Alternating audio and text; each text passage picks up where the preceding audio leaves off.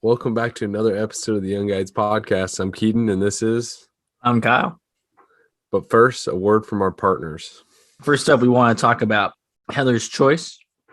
If you go to the Heather's Choice website and use our code TheYoungGuides15 at checkout, you can get yourself 15% off site-wide.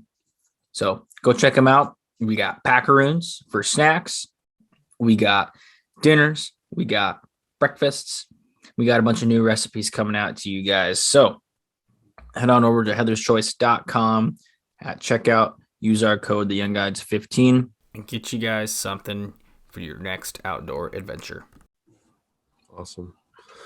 For our next partner, we have Lucky Bug Lures, home of the Bingo Bug, Zombie Max, Fusion Extreme, Lucky Plug, F-Bomb, and Pike Bomb.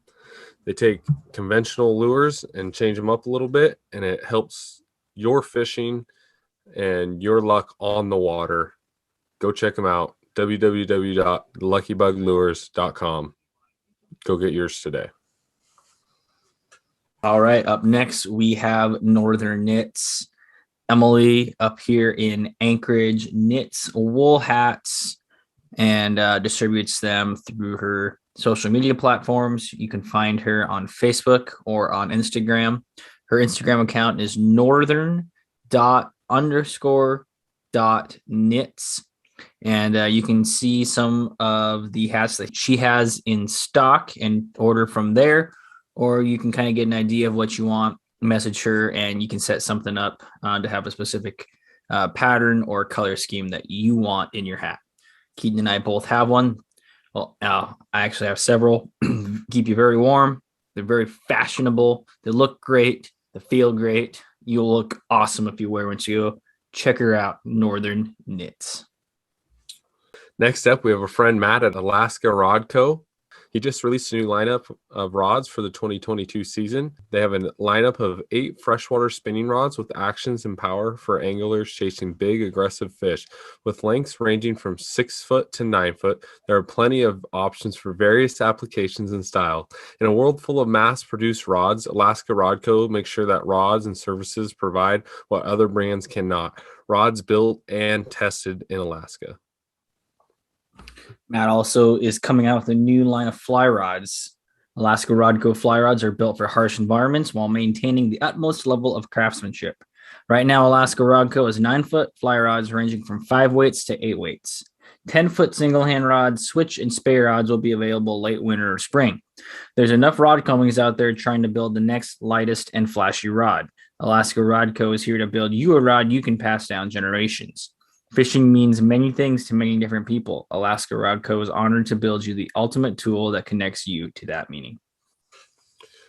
If you want to learn a little bit more about Alaska Rod Company, go back and check our previous podcast. We asked him several questions about his rods, his warranties. He does a great job at explaining everything and covering everything about his company. Also, if you have questions, you can always DM him or DM us and we can get you going in the right direction. So, Alaska Rod Co.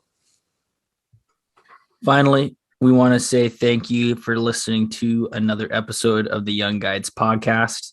If you can, head on over to Apple Podcasts, leave us a review and a rating. It helps us know that we're doing this for the right reasons, and you guys are giving us some great feedback already. You can also head over to Spotify. They now have a rating feature on the podcast there. So if you could let us know how we're doing, that would be great. It also helps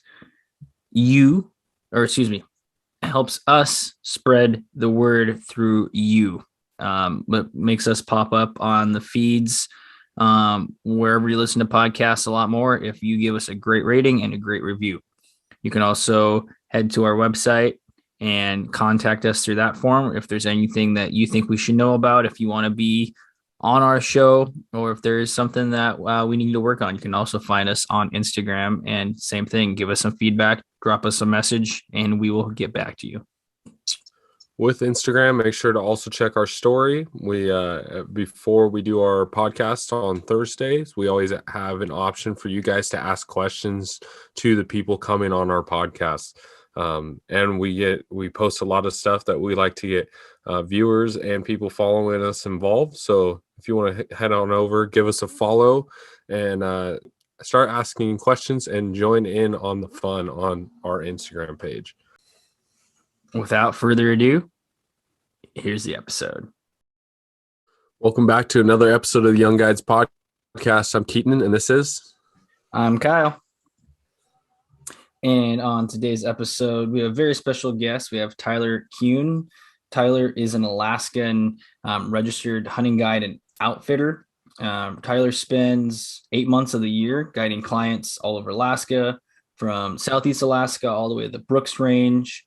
Tyler specializes in guiding bear hunters and usually has 30 clients a year that he guides all across the state. Tyler was originally from Pennsylvania, grew up in the city, but spent as much time as he could outdoors, and wanted to move to Alaska ever since he was 7 years old. By the time Tyler was a teenager, he decided to become an Alaskan professional hunter. And after spending a lot of time reading guide stories and watching stuff on TV, it just kind of reinforced his need to move to Alaska. He owns an outfit called A-Team Outfitting LLC and an ecotourism company, A-Team Adventures LLC. So with that, Tyler, welcome to the podcast. Thanks for having me, guys. I'm excited to be here. Absolutely. Well, let's get this kind of kicked off. I mean, you want to tell us a little bit about your background, kind of your upbringing on that side? Yeah, so like Kyle mentioned briefly there, grew up in Western Pennsylvania, a small town called Newcastle, about an hour north or so of Pittsburgh, Pennsylvania. It's kind of an interesting little upbringing, grew up in more of I would consider kind of an inner city, urban environment. Growing up, hunting with like an uncle of mine and a little bit, with my dad.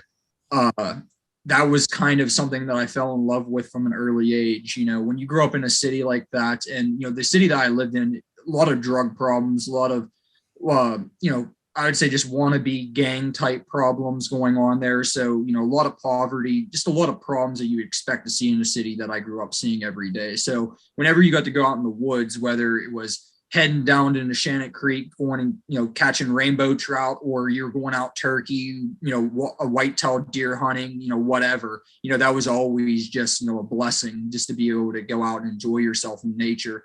And, I was, I guess you consider, even though my background was what it was, I was just a very stereotypical, boy that, almost envisioned himself of being like the next Jeremiah Johnson or something like that. It's mine, going out and playing in the woods. And from an early age, I watched a lot of my grandma was very big on, just us being kind of like educated and learning as much as we could. And she always put on like nature documentaries, that sort of stuff. And I was a big fan of like what back then used to be Animal Planet and watching National Geographic, reading the magazines like Fur, Fish and Game and Nat Geo. And one thing really stood out to me. My grandma said I was probably about 7, 8 years old at the time. And there was a program on TV on the Western Arctic caribou herd migration in Alaska. And I just remember to this day just being just so fascinated, seeing all the wildlife and just how this vast and beautiful Alaska was. And I was like, that day I was like, Grandma, when I turned an adult, I'm gonna move to Alaska. And of course, everybody thinks like, oh yeah, he's just talking out his ass, he's just a little kid, just saying some stuff. But then when I was, as soon as I graduated high school, I hopped on an airplane and, did a quick visit of some family on my way up to Alaska, but flew up here, didn't know a single person in all of Alaska, and just went with it. I applied for, I believe it was somewhere in around like 25, 26 or so out hunting outfits across the state. One of the guys ended up, actually reaching back to me and said, hey, I hear you want to be a guide, blah, blah, blah. How we do it is you have to become a packer, which is pretty much an apprenticeship. You do that for 2 years, and then you get what's called an assistant guide license, and then you start guiding clients. So I'm like floored. I'm like, yes, this is perfect. This is the opportunity I've always wanted. So I go up, and do the packing thing. Long story short, with the first guy, did not work out at all. It was more or less, he pretty much tried scamming me out of all my money and everything, and ended up having to hitchhike all the way down the Dalton Highway back to Fairbanks. Ended up homeless, living in the Fairbanks City Rescue Mission and the Fairbanks Youth Advocate youth shelter. spent some time there, pretty much the whole winter. Came back to Pennsylvania. A lot of people, in the hometown were like, "Oh, see, pretty much told you, we knew you wouldn't make it," type of deal. This crazy. I don't even know why you did that to begin with. But long story short, what ended up happening, and to my benefit, was there was a man named Scott Hoover who was not a registered guide at the time, but assistant guide at the time. And he was from my part of Pennsylvania, believe it or not. And kind of, I grew up hearing about him a lot, kind of a local legend, so to speak. Big in the hunting industry back home, guided all over, pretty much killed everything in North America there is to, chase. Guide in Maine, Yukon Territory, northern BC, and he was really making his way up here in Alaska as a bear guide. And of course, that's what I always envisioned myself. Well, lo and behold, we just happened to have mutual friends, and those mutual friends of ours happened to reach out to Scott and say, "Hey, we got this kid from back home. He tried going up to Alaska. Guy more or less screwed him over. I think he got what he got what it takes to, go out there and do this sort of thing with you." And after a several month-long interview process with Scott, where he would more or less just test me to see what I knew, which at the time, it's funny to think back now, at the time I didn't know really anything compared to what I know now. But he was just trying to test me and see if I was more or less lying, in my opinion, is what I think he was trying to do, asking the same questions over and over again over a course of about 3, 4, 5 months. And eventually I earned his trust enough, and he hired me on as his personal apprentice. And I came up to Alaska a second time and started the whole process with him. And I spent the whole rest of my entire apprenticeship with Scott, learning the ropes on how to become an Alaskan guide. And, that's kind of how this all started. And I've been doing it since, went from assistant guide to a registered guide outfitter now, and, own two of my own companies, one of them being in the hunting profession and the other one being ecotourism that is more or less the sister company of the hunting side of things. And other than that, working on my private pilot license right now, doing a lot of outdoor writing. It's on the outdoor writing spectrum, it's interesting because, like, Fur Fish Game magazine, for example, was the magazine I grew up reading as a kid, and now I'm one of the contributing authors for the magazine. Been on some TV shows where my hunts have been filmed, and, got to see that on national television. So, it's just crazy how when you have a goal in life, if you just stick with that goal and just keep working and working and working, even when things seem horrible, like I said, man, I could talk for 2 hours just about being homeless, living in a place like Fairbanks, and then just slowly graduating from there, because when you start out in this guide industry, you're not making much money at all. Even as a starting out assistant guide, the gear, as you guys know, is so expensive. And to fully outfit yourself, as soon as you get your paycheck, you're going right to the sporting goods store and just dumping your entire paycheck in gear. It's just, it was a pretty hardcore, upbringing as, become a guide. But I'm glad now, looking back, that all those things happened, because that's what made me the guide that I am now. And that's, being in a guide, and I will talk, I'm sure, about some of my stories tonight. It's all about just the mental toughness aspect of things. And that really kind of just more or less groomed me, in my opinion. For sure. Wow. That's a great story that you shared there, Tyler. It sounds like a pretty rough start to pretty rough introduction to Alaska in general. But you've made the most of it. So yeah. Go ahead.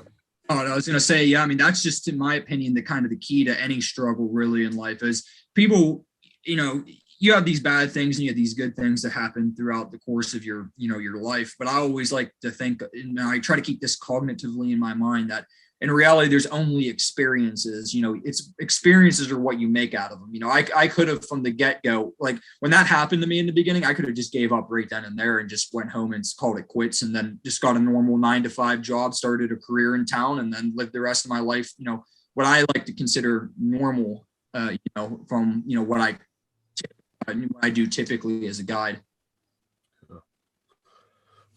So I got to ask, you talked about kind of your transition to Alaska and stuff, but back home, who was like your mentors growing up, bringing pretty much, I have a similar, not exactly like you, but, coming from an urban kid to finding like the outdoors and the hunting, who was like your mentor, like taking you out there hunting, and how did you get into hunting?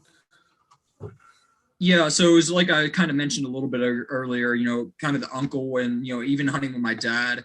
and eventually that turned into some, friends in school and stuff like that, but kind of a mixed, hodgepodge of people to some degree. I would say what's interesting too, growing up on the East Coast is, you learn the very, very basics of like the outdoors, but at the end of the day, that's all it really is the basics. It's nothing like Western big game hunting, and it's surely like nothing like hunting in Alaska. So I mean, other than learning how to butcher and skin and just reading basic animal sign and stuff, those early days, I always think about going out, into the swamps and trapping raccoons or hunting whitetail, and you just learned the very most prerequisite things possible doing that, and I was doing that with, like I said, my uncle and some, just kind of close immediate family that, did some of the hunting thing. Again, a lot of even the kids and everything I grew up with for most of my childhood, even the ones that didn't hunt, they were kind of half-assed with it because, again, we lived in a very urban environment. Yeah. Sure. So I know you talked about having like, you want this drive to want to go to Alaska and experience Alaska, but what made you want to become a guide in Alaska? Like, what was, you could work in other parts of the industry, right? But what made you want to become a guide and do that? Yeah. So kind of interesting thing. So as I said, reading magazines, watching TV shows and stuff, I started, as I realized, like, okay, Alaska is like my place. Realized that, like I said, 7, 8 years old. But when I started getting my teenage years, obviously teenagers start thinking to themselves, okay, what do I want to do for a living? And I knew I was going to move to Alaska. And I looked at all sorts of things, just the stereotypical jobs, work in the oil field or go do commercial fishing, whatever. Well, then I started reading stories and, seeing a couple of TV shows on occasion on these, Alaskan hunting guys, these professional hunters up here in Alaska. And at the time, I would think I would have kind of known, like, oh yeah, there's some people who are professional hunters and they take people hunting for a living.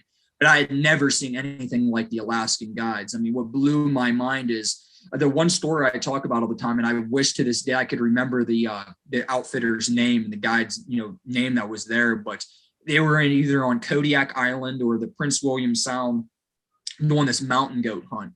And I remember watching that mountain goat hunt, like, just blown away just by how hardcore it was and just how rough the terrain and the weather and how these guys were just getting the shit beat out of them constantly.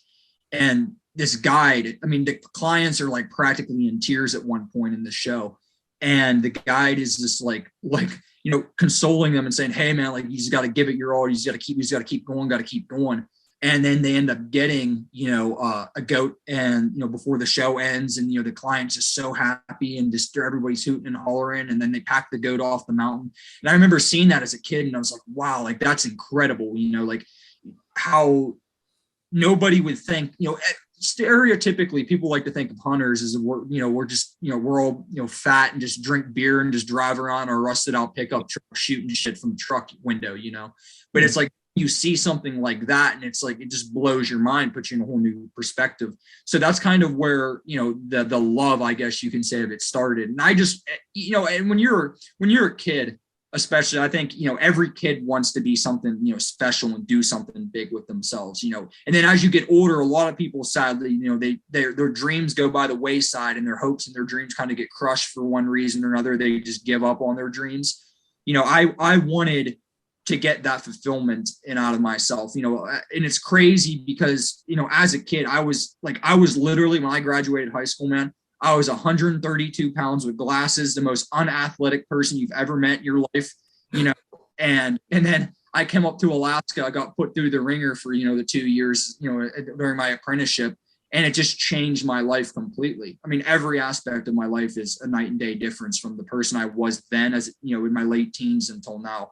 I mean, I tell people all the time, that, as long as you can go out and pursue those goals and those dreams, you can have that dream, that lifestyle, choice and that dream, that you've been dreaming from day one, and you can become that person you've always wanted to become. And that's more or less exactly what I did. And I don't regret a single moment of any of it. Yeah. That's awesome. Wow. That's getting me fired up here. I love it. So how long have you been in Alaska now, Tyler? Started everything. It's not been a very long time. Really, when I look back thinking about it, first year was, I think, 2014, I think it was. So done a lot in, these few short years that I've actually been up here, just kind of a lot faster than a lot of people. I've been blessed where I've been given a lot of opportunity and have really just kind of just put my nose to the grindstone and worked my ass off, these years, being gone 7, 8, 9 months a year, whether it was starting out doing my apprenticeship and then assistant guiding and now the whole outfitting thing, it's nonstop, and it has its pros, and there's pros and cons to that, like anything in life. You have, when you're doing something, even like something that you love, when you're doing it all the time, it becomes a job. And when you're out guiding, especially during spring bear season, April, May, June, when I'm on Kodiak or the peninsula or up in the Talkeetnas or the Alaska range, those hunts, you're working 18, 19, 20, 21 hours a day, just in your binos, climbing mountains, carrying heavy packs. And then you go to sleep for 2-3 hours, you wake up and you're doing it all over again, and that wears you down, in the fall time when the weather is horrible and winds blowing 50, 60 miles an hour, pouring down rain and half snowing, and you have a 150-pound moose quarter on your back and you're up to your balls in swamp water. It can kind of wear you down. So you got to keep in your mind, the reason why you started what you were doing to begin with. You got to always keep that ever so present while you're doing all this stuff. For sure. Yeah. Crazy. So I wanted to ask a little bit about, you said your first outfitter that just didn't work out for you. What are some things that maybe somebody that was in your position, raring to go to Alaska, you want to go do your thing, you reach out to a bunch of outfitters and somebody gets back to you, what are some like red flags maybe that you didn't pick up on at first that that would indicate the situation that ended up happening to you? Yeah, so the best thing I can do with that question is give just general advice on things that I wish I would have done differently more than anything. So you mentioned about being roaring and ready to go, get to Alaska. Well, the biggest thing is don't let your excitement get the best of you. Ask a ton of questions. You should be asking where you're going, how long you're going to be there, what type of activities you're going to be doing at the time, how much you're getting paid. That's a big thing because a lot of these outfits, especially with packers / apprentices, they don't want to pay you, or they like to tell you you're getting paid to get you to leave wherever you're coming from, fly all the way to Alaska. They get you into the bush. And then once you're in the bush, the only way out of the bush is their airplane that they brought you in on. So once they get you out there, they kind of think that, oh, great, now he's here. Now he's like my personal little slave, which more or less is what happened to me in that situation. And so, that's just the biggest thing, is just ask a ton of questions. Make sure, like, if on payment, I would recommend you literally go out, and if you're getting paid to do it, you better get in on some sort of a contract, your day wages, your salary, what have you, and make sure that's in writing with both the outfitter's signature and your signature on that piece of paper. Because if not, I wouldn't say all of them, but, because I hate, talking bad about, in any industry, especially my industry, but there's a lot of shady operators in this industry, like there is in any other industry. So you just gotta, and then check these reputations of these guys, go out on a limb and say, hey, we're talking about me working with you. Can you give me any employee references? Can I talk to any of the other guys who have packed for you or guide for you or anything like that? And if they start telling you no to a lot of these questions, you're probably just better off going and asking somebody else, because odds are you're going to end up in a really bad scenario. And I can talk for hours about potentially bad scenarios. When you take a packer like myself at that time, who's from the East Coast, who doesn't know really anything, I had been on very basic camping trips and that sort of thing, but nothing like an Alaskan backcountry wilderness, hunting experience. You're going to get a guy out there who has no clue what to do with himself. And some of these packers get just thrown to their own devices, and you can have a serious life-threatening issue occur with some of these guys. I'm very big, like with my company, and training the guys that I'm training now. I use my personal bad experiences, learn from them, and now I'm incorporating the complete opposite with my guys. Like I know what worked and what didn't work, and now I'm taking what worked and what should have happened with me, and I'm instituting that with other people. Because in my opinion, especially in this industry, you can never get enough training and enough experience. So that's the big thing with me is just making sure that everybody's competent. And again, when you're trying to come up here and learn this sort of thing, you want to be learning by somebody who's competent and not going to just, teach you all the wrong things. There's a lot of outfits up here that are doing a lot of illegal stuff, and you want to make sure you're learning the right way, because just as fast as you get that guide license, the state will take that guide license away from you too. And there's a lot more ramifications of that too. Especially with all the states that have joined together, to where if you make a hunting violation in one state, that violation ramifications go across all, like, I think it's like 35, 36 states or something like that now.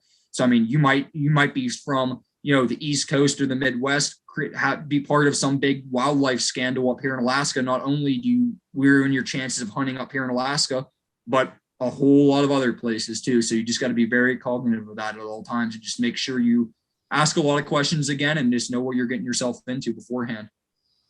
Wow. It's fucked up that you had to go through that. But I mean, you learn from it, and you're teaching others, not to go through that challenges. And you're not the only person that I've heard this happening to. And it's crazy that this is still happening in our industries to this day. You know what I mean?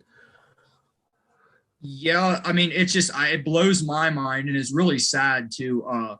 Especially an industry that from an early childhood age, even not even living in Alaska, but like had such a reverence for this industry from the get-go, to see how sleazy and just shady a lot of the operators in this industry are. It's rather disheartening. I mean, as you guys are well aware, we have a lot of enemies in the hunting industry. There's a lot of anti-hunters around. There's a lot of anti-hunting legislation getting passed all around the United States.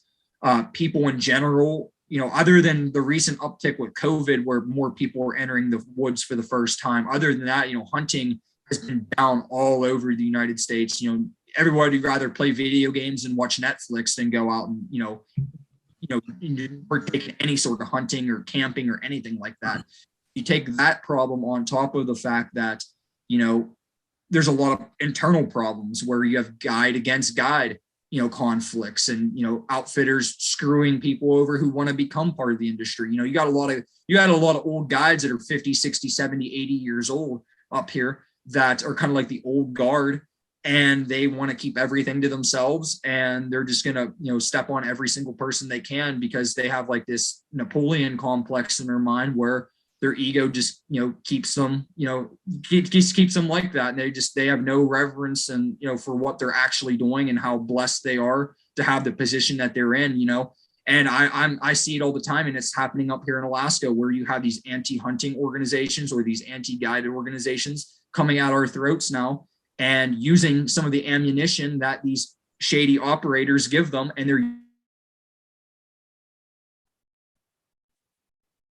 this week I'm actually heading in for a big game commercial services board meeting. And, we're trying to a couple of the outfitters up here are trying to pass some new legislation to more or less drain the swamp that, that has become of this industry. And we're slowly making progress on other things, but then as soon as you make progress on one field, a whole another set of problems come in from another direction. So hunting in general, it's just a nonstop battle. Everybody, if you're a hunter, you like participating in it, but you also understand that you also got to be willing to defend it as well. Yeah. Wow. Dang. That's it's a lot of deep stuff that it's a lot to digest, but it is very important that people learn that, both people who are in the industry and then people who are out of the industry, that don't see that side of the coin.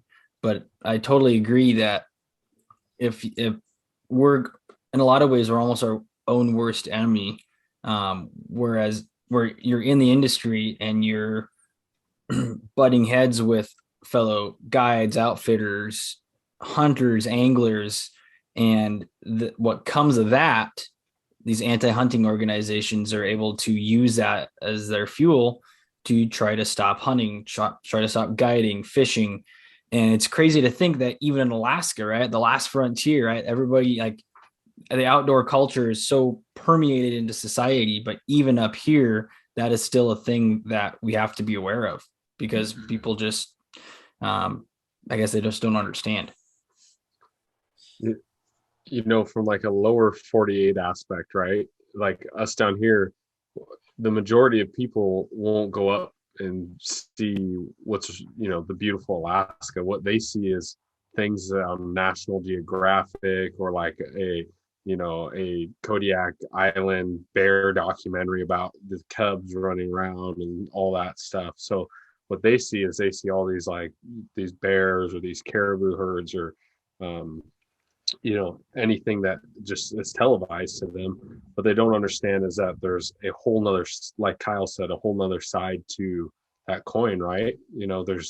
There's things happening where now, bears are getting into sacred spawning ground, or habitat for these caribou, and things where conservation and hunting have to take a role and take place. And people don't want to see that, and they don't want to face that. What words am I going for? That, like, the other side, they don't want to see, like, the other side of that, right? They don't want to face that. They don't want to come face to face with that reality. Well, the thing is, in my opinion, we live in a culture, and I don't know how this culture became about, but it's like we've seen such a shift in, even here in America, where hunting has been ingrained in our culture for many, many generations, where people don't want to accept hunting as a management and conservation tool. And it's this liberal, strange ideology. I think a lot of it has to do with the fact that over the decades, so many more people have moved into urban environments, and people have lost touch with nature and their food and where their food comes from. And just kind of, it's weird too, because that we live in such an era of instantaneous technology and information. But all you got to do is do a quick Google search, and you can read all about the Pittman-Robertson Act and the Dingell-Johnson Act, and just how all these hunter supported and then federally supported dollars go into wildlife conservation all across the United States. And these more liberal minded people, they like going out in nature, some of them too, and they like doing their bird watching, maybe a little wildlife viewing or just whatever. But they don't realize, like, these national parks and these state parks and these national forests, and that was all paid for by hunting dollars, and it's maintained primarily from hunting dollars. And those animals on those parcels of land are maintained and managed from hunters, and people just don't realize that. And you see that even up here in Alaska, believe it or not. Nowadays, where you go to a place like Anchorage, or really bad down in southeast Alaska, like in Juneau and places, where me as a bear guide, I mean, I think it was to Kyle a few weeks ago, like my Instagram that I had got canceled. Why did it get canceled? Because, I'm a bear guide, and it's like, you see these people like looking up Alaska stuff, and they see what I do, which is, I guide bear hunters. I manage bear populations all around the state. And some of the areas I do my bear management is in biological wildlife predation, conservation zones, where there's an actual wildlife, ecological, biological emergency going on, where the bears need thinned out to help save moose populations that are on the massive decline. But people don't want to hear any of that. They just see, oh, this guy killed a bear and he took a picture with it, and they don't ask any other questions. And they start running their mouth. Or my favorite, thing where I've literally gotten death threats and everything like that, just because, I make a living, hunting bears and taking bear clients out. But, they don't see the nitty gritty of what it is that we actually do. And they don't understand that, like, for example, this year, where I guide, they're doing a big bear population density survey. And I'm working my outfit, and I'm having all the other outfitters in my game management unit help me with this project, where all the grizzly brown bears, that we end up killing in that area, they're going to be determining the population based off of, the harvest, and they're taking, DNA samples from all the bears that we have. This, my area is unique because we have both grizzly, and brown bear genetics. So they're trying to figure that out a little bit more and fine tune that on like what those population dynamics look like. And it's just, again, none of this information would be found if it was not for hunters going out and harvesting these bears, managing their populations, A, and B, supplying the dollars and, the scientific research needed to make sure that these bears are going to be here for generations to come. Because if it wasn't for hunters, you're going to have exactly what happened to the polar bears here in Alaska when they ended the polar bear hunting in the early 1970s with the Marine Mammal Protection Act, where all that polar bear funding completely went away, all the research went away, and polar bear populations have been on the decline ever since. Only in parts of Canada where the polar bear hunting still goes on. Those are the only places where polar bear population is actually increasing. Wow. Yeah. People, it's just such an emotional response, especially when it comes to predator hunting, is that people, they think of a teddy bear. They think of the Jungle Book, right? They just think of bears in cartoons, and just, it just triggers such an emotional response that they can't understand that in the wilds, in the real world, that bears actually do need to be managed just like any other animal, so that they don't hurt their own population, so they don't hurt other populations. And then when it comes to like when you got banned off of Instagram, your account got deleted.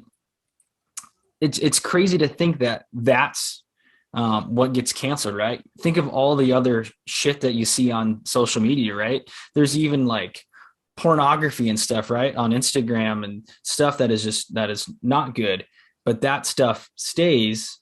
But yet they take away your hunting and your fishing photos, and they delete entire accounts just because they don't agree with that, even though that's probably the most purest form of harvesting and providing for yourself. So I think that's total BS when they shut down pages a lot like your own, just because they don't agree. It triggers that emotional response in them.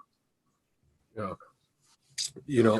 And I think people too, they don't realize that if, we've come to a point where we've selected what kind of animals are kind of in our ecosystem over the years, right? We've had things go extinct, and we're kind of down to that predator prey, and we got this and that. And if you stop hunting on an island, right? And you have a certain amount of deer, and then you have a certain amount of bear, and then the bear population becomes bigger than the deer population. The bear starts killing, more deer. That deer number goes down. Those bear numbers keep growing. And then you're having starving, grizzly bears on this island. And unless you go and call, which usually they call in the States to come in and call and kill instead of giving out tags, which would fund for more, like you were saying, your conservation efforts, your funding for the grizzly bears, the science, all that. It's crazy. The greatest argument that I've seen personally in my life that proves firsthand and very in your face that hunting is conservation has everything to do with Alaska's Game Management Unit 8, Kodiak Island. The archipelago down there, all those islands it's literally, it's, if you were to take a perfect example of something when you're trying to make a point, that's Kodiak for wildlife conservation. If you were to research the history of that island, you would find out very quickly several different things. Most of the animals on Kodiak Island were brought there by hunters or fur harvesters, like the foxes or the marten or the snowshoe hare, for example. Or ungulate populations where you have like your Sitka black-tailed deer, your Roosevelt elk, your barren ground caribou, your mountain goat that are there. All those are all transplants, all there for the purpose of wildlife conservation and hunting.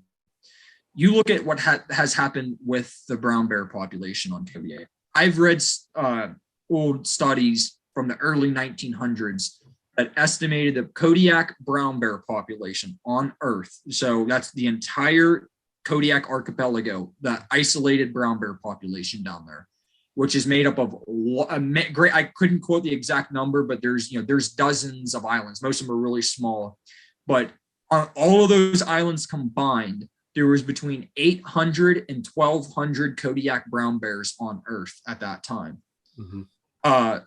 Mainly, that had to do a lot with the fact that other than if you had a crash in the historic salmon runs, that have always been present down there on the Kodiak archipelago. If those salmon numbers would crash for 1, 2, 3, 4, 5 years, at any duration of that time, you're immediately going to have bear starvation, because at that time there was no other food source for those bears other than them eating, feeding on grasses. Now all the hunters brought in all these additional wildlife for these bears that actually feed on, like the deer and the elk. And believe it or not, how many mountain goats I've seen brown bears learn how to hunt and kill down there.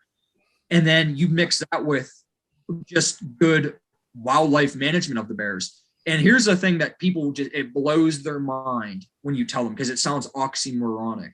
When you tell a person who's against hunting, especially bear hunting, that when you're killing these big old boar brown bears and grizzlies and black bears, you're actually, if you're just doing that, pretty much you're increasing the bear population, which is what's helped Kodiak brown bears out tremendously. Mind you, 1,900, 800 to 1,200 bears. Now in the modern 2022, Kodiak brown bear populations are sitting at somewhere, from what I've seen, anywhere from estimates of 3,800 to about 4,600 brown bears down the archipelago. It's some of the highest bear density on planet Earth now. And the main thing is over 90% of all of the bears harvested, especially those harvested by by guides who are registered with the state guiding non-resident, hunters. Over 90% of those bears are old, mature boars. And why that increases the population the way it does is these old, mature boars, the first thing they do as soon as they come out of hibernation, they're the first ones out of their den, they start looking for women. And they're out looking for those sows that sometimes are finding sows in their dens. And they're going to follow that sow around until she goes into heat. They're going to breed her and get, she's going to get pregnant. But the problem with that is a lot of times she's not single and she's not looking to get bred, so because she has cubs with her. What does that boar bear decide to do? He's going right after those cubs. He'll hunt down and kill as many cubs as he can, because what happens is if he kills the cubs, that sow brown bear, she's going to stop lactating, and her her estrus cycle is going to reset itself, and she's going to become receptive to breeding again. And the boars know that. And so the first thing they do is they kill as many cubs as they can find. There's a video I can show you guys, I can send over to you guys for you guys to watch of this old master guide that I still work with a lot down in Kodiak. And they filmed a hunting show back, I think it was like in 2005. And they got it all on film. They actually went up to this cub that literally had its skull previously just crushed practically on film by a big boar bear that was chasing this sow with the cubs. And this bear pretty much killed this cub right on national television, crushed its skull, left it there to rot, and then went after the sow to try to breed her. That's what people don't understand. And like I mentioned earlier about the polar bears, that's why polar bear numbers are decreasing everywhere other than northern, northwestern Canada, because there's no funding to research these polar bears and figure out how we can keep this population preserved. And these polar bears are killing off all these polar bear cubs, and the bears kill way more bears than humans kill. I can promise you that. It's insane how many sows that even in Kodiak in the peninsula in the spring that I'll watch, and you'll see the same sow in an area for days sometimes. And you'll see there were 2 cubs, sometimes 3 cubs, and then all of a sudden you'll see that same sow, and then next thing you know, one of her cubs is missing, or 2 of her cubs is missing. You never see that cub again. You know what happened at some point during the night? A big boar intercepted them and took out one of those cubs. Yeah. A lot of the boars that we kill, that's how we end up killing them. I watch the sows moving across the mountain. I keep tabs on them because eventually a big boar is going to chase after, and then we go and ambush the boar while he's in pursuit. That's crazy. And that's the stuff, like you said, that's the stuff they don't want to hear. But that's the gnarly truth about nature. Nature's metal. So Absolutely. And then they do the same thing to your ungulate species, right? Like you're talking about in the area that you guide, where there's so many bears, you have an issue trying to bring up more moose calves in the spring because they're killing so many moose. So to help sustain that population, you have to manage the bear population, because when you manage the bears, not only you have more bears, that'll in turn make more moose, which that even for non-hunters, people can come out and see that wildlife and experience that. And that's kind of the true like Alaskan things that are the animals, right? What's interesting about that area I mentioned about the predator control zones that we get throughout Alaska up here on occasion when needed is so for example, the one predator control zone that I've historically hunted in, don't quote me on the exact number, but when they were doing moose population density studies, it's probably been about 7-8 years ago now, they radio collared, I want to say around somewhere in the realm of 10 to 12 moose calves. And they were just tracking their movements and just seeing how many, pretty much just made it to adulthood and where these moose migrated to throughout their life. And with this study, they ended up realizing that whether it's 10, 11, 12, however many moose that were part of this study, those calves, 100% of those calves got killed by predators. wow. Yeah. And it's like, and that wasn't just one small case study. Like every time they would do a study like that in this area, they were getting like between 90 and 100% fatality rates on moose calves before they reached adulthood. So you're having calves that aren't even hitting, even most of the time, not even like a full 1 year or even 2 years old before they get killed. So what Alaska will typically do at that point is, big organizations like the Board of Game, and then as well as, Big Game Commercial Services Board, but primarily Board of Game will go ahead and hold a meeting, and they will discuss whether or not it's beneficial to declare pretty much a biological emergency in that area. And they make pretty much a custom map of that biological area where the problem is with predation, and they open up a predator control zone.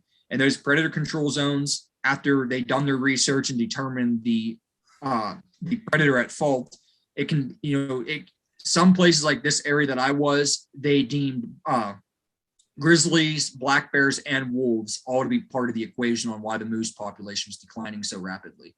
So pretty much becomes open season practically on all those games. I mean, on all that game, you can even it was like sows and cubs. Even you were allowed to shoot cubs. You were allowed to shoot sows with cubs, which across the state under normal general regulations is highly illegal. But they needed to reduce the bear population, that badly. And it ended up working. I mean, there's still in my area, there's still tons of bears. I mean, last spring I was in there doing some baited bear hunts for black bear with some clients.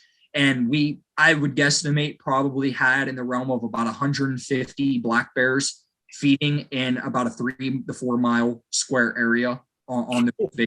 So, I mean, that just shows you how many bears are still there. But they've since, taken off the predator control zone thing, because they've met their quota, so to speak, on how many bears they wanted reduced. And what was interesting is through that study, they actually discovered, people would think, the grizzlies or the wolves were the ones mostly responsible for killing all these moose. They actually found out the black bears were more responsible for more moose fatalities and calves than any of the others, pretty much combined. I mean, granted, that's more, in my opinion, more likely because there's a lot more black bears in that area than grizzlies, browns, or wolves. But yeah, I mean, it's crazy to see how quickly, populations rise and fall. I think the general consensus is there's about 40-year cycles on predator prey, to where, the predation will get so high, the predator population will hit its peak, I believe it around that 40-year mark. And then that's when the herbivore population will hit its low point. And then what happens is all the ungulate population's been decimated. And then all the bears and the wolves, and the wolverines and the lynx, and they just all start not necessarily lynx because they're more in tune with snowshoe hare populations, but like the big predators, their population just dumps after that. And then you also have your problems too, where we have a lot in Alaska, where you have those old bears or those desperate bears that can't find food, and next thing you know, they're walking into Eagle River, for example, and they're mauling some hiker trying to get a quick snack on some nature trail in Eagle River, or in Keaton or Trapper Creek, or any of these other places that you hear constantly about where there's human bear interactions that are negative, and it's just, and you have to manage your predators. Everybody wants to hunt the moose, the caribou, and the sheep, but nobody wants to hunt the brown bears and the grizzlies and the black bears and the wolves. Yeah. Okay. I got a quick question for you. And me and Kyle brought this up a few podcasts ago, and I figured you're the man to ask the question. What's like the main difference between a brown bear and a grizzly bear? I get this question probably about 5 times a week. So this is so pretty much there's 2 ways to answer this question, because there's kind of 2 trains of thought with this question. You can ask 10 different biologists, and all 10 of them are going to have their own interpretation of that question. So you have Ursus horribus, which is your true grizzly bear. And you have Ursus octos, which is your Alaskan brown bear. So Alaskan brown bear, if you will, would be more of less like the kind of the parent species. The family is brown bear. But then you have your Ursus horribus, which is considered a subspecies of the Alaskan brown bear. You also have Kodiak brown bear, Ursus octos middendorfi, which is subspecies also of the Alaskan brown bear. And I'll explain kind of how the general consensus is becoming on how they differentiate between the two. So it's a 60-second latitudinal line that everything above it is considered Ursus horribus, grizzly bear. Everything below it is considered Ursus octos, Alaskan brown bear, minus Kodiak Island and the archipelago down there, because all those brown bears are genetically diverse because of, at least 10 to 14, thousand years or so of genetic, isolation, I should say, down there after the Pleistocene ended, where, at one time Kodiak was obviously landlocked, but no longer is, or with ice. But anyway, so long story short, if it's below that 60-second latitudinal line, it's considered a brown bear, and if it's above, it's a grizzly. Now, I can tell you without certainty that they're very, very different bears when you look at the brown bear versus the grizzly. So again, some biologists that like to sit on their ass in a cubicle and occasionally go out in the woods maybe 15 times a year to do a basic research, they might like to tell you like, oh, they're the same thing. But you go up into the interior, especially, or up into the Arctic is a really good example, up in the Brooks Range. Those bears, the average bear that you're seeing is, let's say 6 foot to maybe at the very most, like the pinnacle being like an 8.5 foot, grizzly bear. To me, an 8.5 foot Arctic grizzly, that's the equivalent of you shot an over 10 foot brown bear. I mean, it's quite literally that, that rare. Most of the bears up there are 7 to 8. And you're going down to places like the Alaskan Peninsula or the Prince William Sound, or like Yakutat or Yagataga, into those areas where you have your brown bear populations. There's guys shooting brown bears in some of those areas that are over 11 foot square. Now, granted, that's an extremely, rare specimen of a bear, an 11-foot brown bear. A lot of people think they might shoot something like that, but nothing ever usually is ever that close. But what I'm saying is, the size difference is astronomical. You can even look at the skull difference. You can shoot a grizzly bear and have, a 23, 24, 25 inch skull. But then you're shooting these brown bears, that, some of them are in excess of 28 inches, 29. Sometimes you get around 30 inch skulls on some of these big coastal bears on, Kodiak or the Alaskan brown bear. So, to me, it's a no brainer. It's a night and day difference. The interior and Arctic bears, I've seen crazy color phases. I've killed bears that were solid blonde. I've killed them up in grizzly country. Like blonde bears. I've seen some that were like toe-clat genetic, where they have like the brown legs, brown raccoon eyes, and like kind of a blonde body. I've seen some that are almost as white as polar bears, believe it or not. And I've pictures I can show you of that. It's pretty amazing. But then, you look at the big brown bears, a big boar brown bear, when he's mature, he's his guard hairs are really dark. He almost looks like a massive black bear when you look at him from a distance, and so you get up on him and then you see his brown undercoat. But, and then the blonde bears that are coastal, they're mainly sows, they're under 8 foot in their sows, and they're bright blonde. So, you see those different genetics and fur coloration too. And, the grizzlies are a lot more, in my opinion, a lot prettier and a lot brighter, and, coats and a lot more unique color phases. So there's a lot of difference between them all. And I think the more general consensus now is kind of going with my train of thought in that there is actual genetic, biodiversity there, and they're completely different species from one another, which is, what I agree with. Yeah. Gotcha. So a question that we're kind of looking to ask is, what's the difference in food sources that separate like brown bears and grizzlies?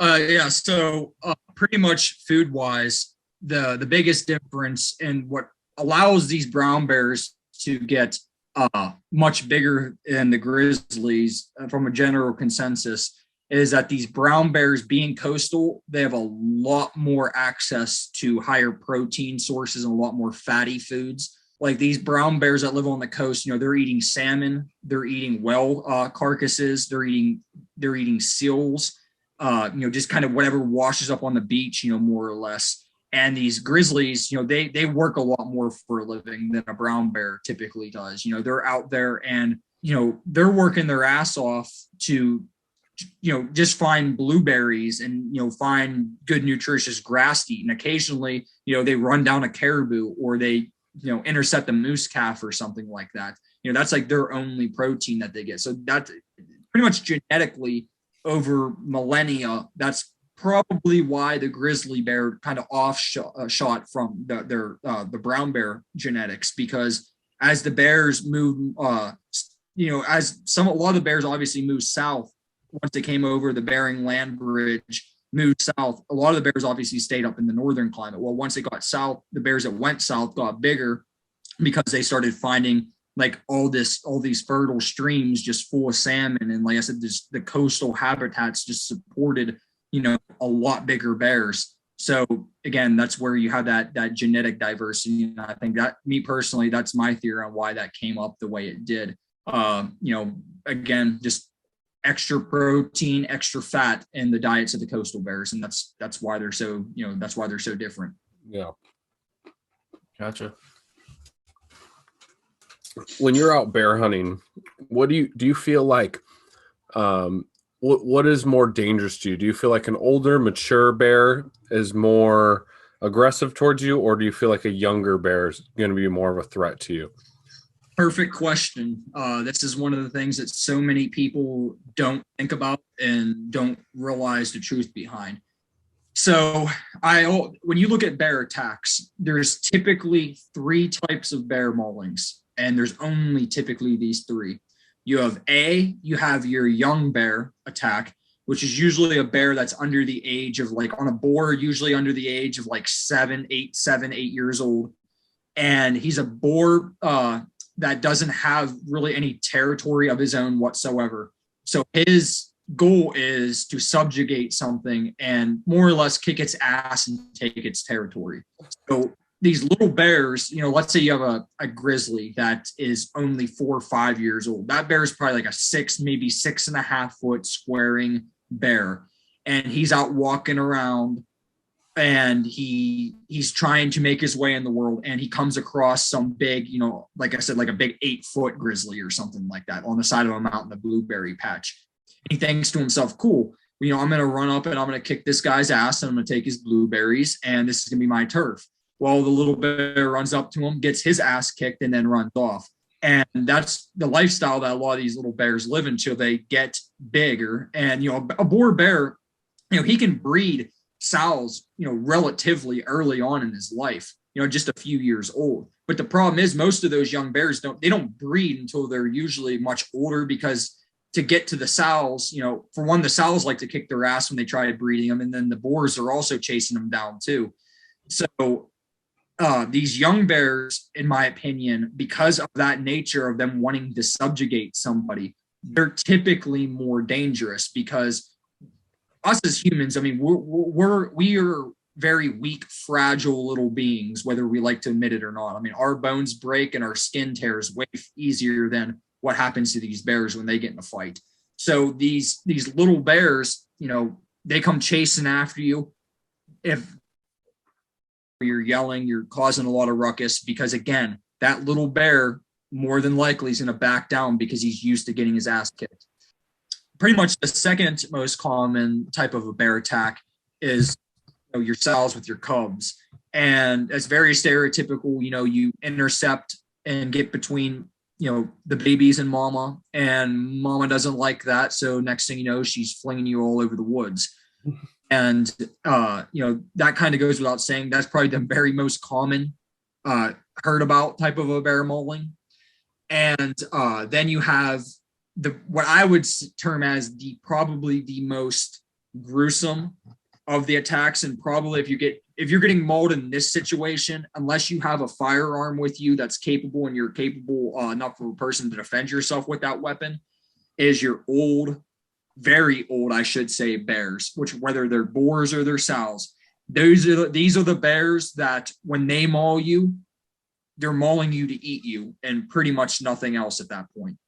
So typically you hear play dead, roll up in a ball, protect your neck, your jugular, your carotid artery, protect your vital organs, and just play dead. And eventually the bear just gets tired. It thinks it killed you. It thinks it won, and then it leaves. These very, very old bears are the bears you hear about up here in Alaska and Canada, where they're starving typically. This usually happens in a lot of areas, both coastal and interior. But for example, I'll use a coastal region, for example, where you have a bear that maybe had a bad salmon run in its area, and it's going to starve to death. It did not get enough to eat. A lot of these old bears have the same problems that us humans have when we get old. They develop health problems like arthritis and being able to get around good. And, they can't run as fast. The younger bears finally have a position where they can actually fight and kill an older bear once they get very old and decrepit. So then this bear can't find food. It can't hunt. The salmon aren't there. You can only gain so much fat storage from eating grass and berries. It needs that good protein and that fat. So then what ends up happening is that bear, if it happens to come across a human being, like I said earlier, we're not very tough creatures. So unless you got that gun and that thing comes after you, when that bear is pummeling you around, it's going to start eating you more or less. And, and you have those famous cases that have happened, like, obviously the Timothy Treadwell type case. That's a prime example of, there was a case, I believe, in the Yukon, right after British Columbia banned grizzly bear hunting in the territory, where a guy was out running his trap line, and his wife and kid, little baby, were in the house, in the cabin, the trapping cabin. And that bear broke into the trapping cabin while he was out trapping and literally ate his wife and his baby. And then he got back and shot the bear. That bear was an old bear as well. And it's just, like I said, it was actively hunting humans. And, so, I mean, that's pretty much the only three scenarios that you really going to think of in a stereotypical sense on why somebody actually got mauled by a bear. Yeah. So you're saying those fat, pasty dudes from Anchorage should be careful because they're a snack walking around in the woods. Yeah. Bears like fat, pasty dudes for sure. Yeah. The one thing, while we with a little bit of an interruption there, me and Keaton were talking about like how I judge, the sizes of bears and the sexes, the sex of bears. So pretty much, bear judging, a lot of guys like to think that, they're better than they are on judging the size of bears. It's not an exact science judging a bear on the hoof, so to speak, especially at distance. As time goes on, you get better and better with it. When you're first starting out, everybody thinks, when they see an 8.5 foot bear, oh, it's a 10-footer, it's a 10-footer. I see it all the time to this day. It makes me laugh because whenever I have a client with me in the field, every bear they see, they think it's some big monster shooter, and it's just some little 5-year-old 7-footer on Kodiak, But yeah, it's just when pretty much when you're looking at these bears, there's a lot of different things that, you know, you can kind of look at. I think the more general consensus ones, size, you know, or how they're walking, you know, if they got that big bear type of waddle, you know, in the fall time, when they're really, really fat, if you're seeing a bear with really long looking legs in the fall where you have a lot of light under its belly, you know, in the ear, you look at the face and it kind of has that teddy bear looking face, and it has big fox ears on top of its head that are, you know, widespread. You know, that's going to be a young bear. I mean, that's almost always a young bear. I know, granted, I have seen some bears that were relatively up there in age that just genetics more than anything had bigger ears or something that was a little off about them. But a big bear, especially a big boar bear, you know, like I said, he's gonna be just so muscular. I mean, his body's really compartmentalized. I mean, think about when you see a guy who's a bodybuilder and how he has very well-defined muscle tone throughout his body. That's how a big, mature brown bear or grizzly is. You know, you can see all the musculature of his body. And, you know, when they're standing broadside, a big, mature bear, he looks square. His shape is very squared. Like I mentioned earlier, a lot of times their guard hairs get really black. They're like just big black rectangles standing on the side of a mountain. Their heads get really blocky.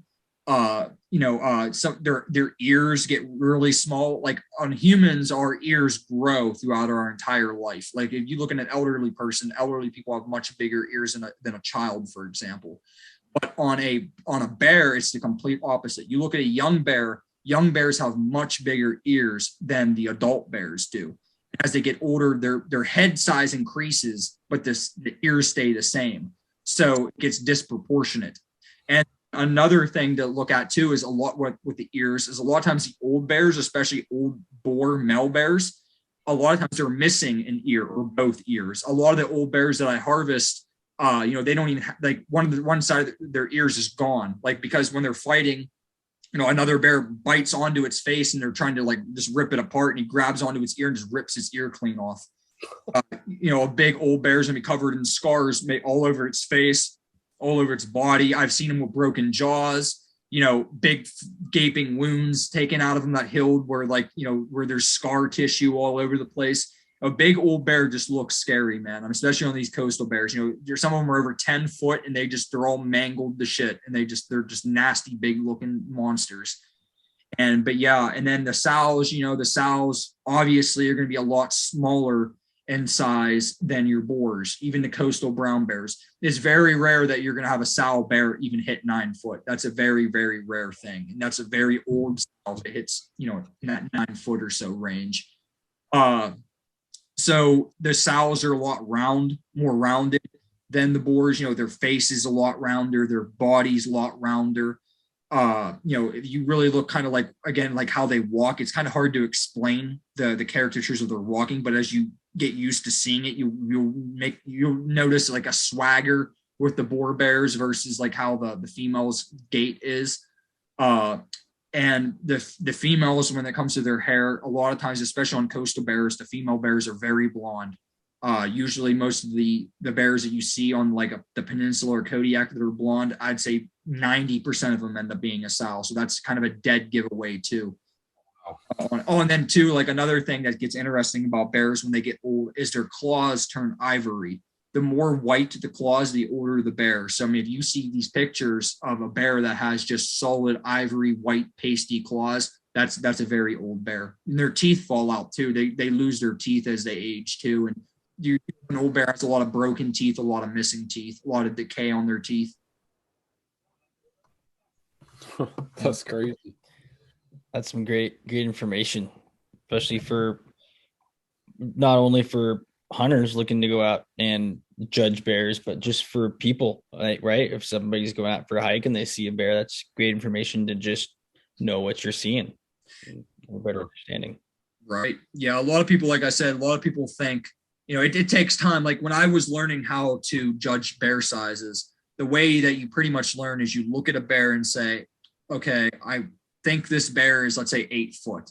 You know, you really learn this a lot. Like if you don't have a really picky client, So let's say we're on Kodiak and you got a guy who just wants a good, solid representative of the species, an 8.5, 9-foot bear, or something like that, not real, just good fur, just a good representative.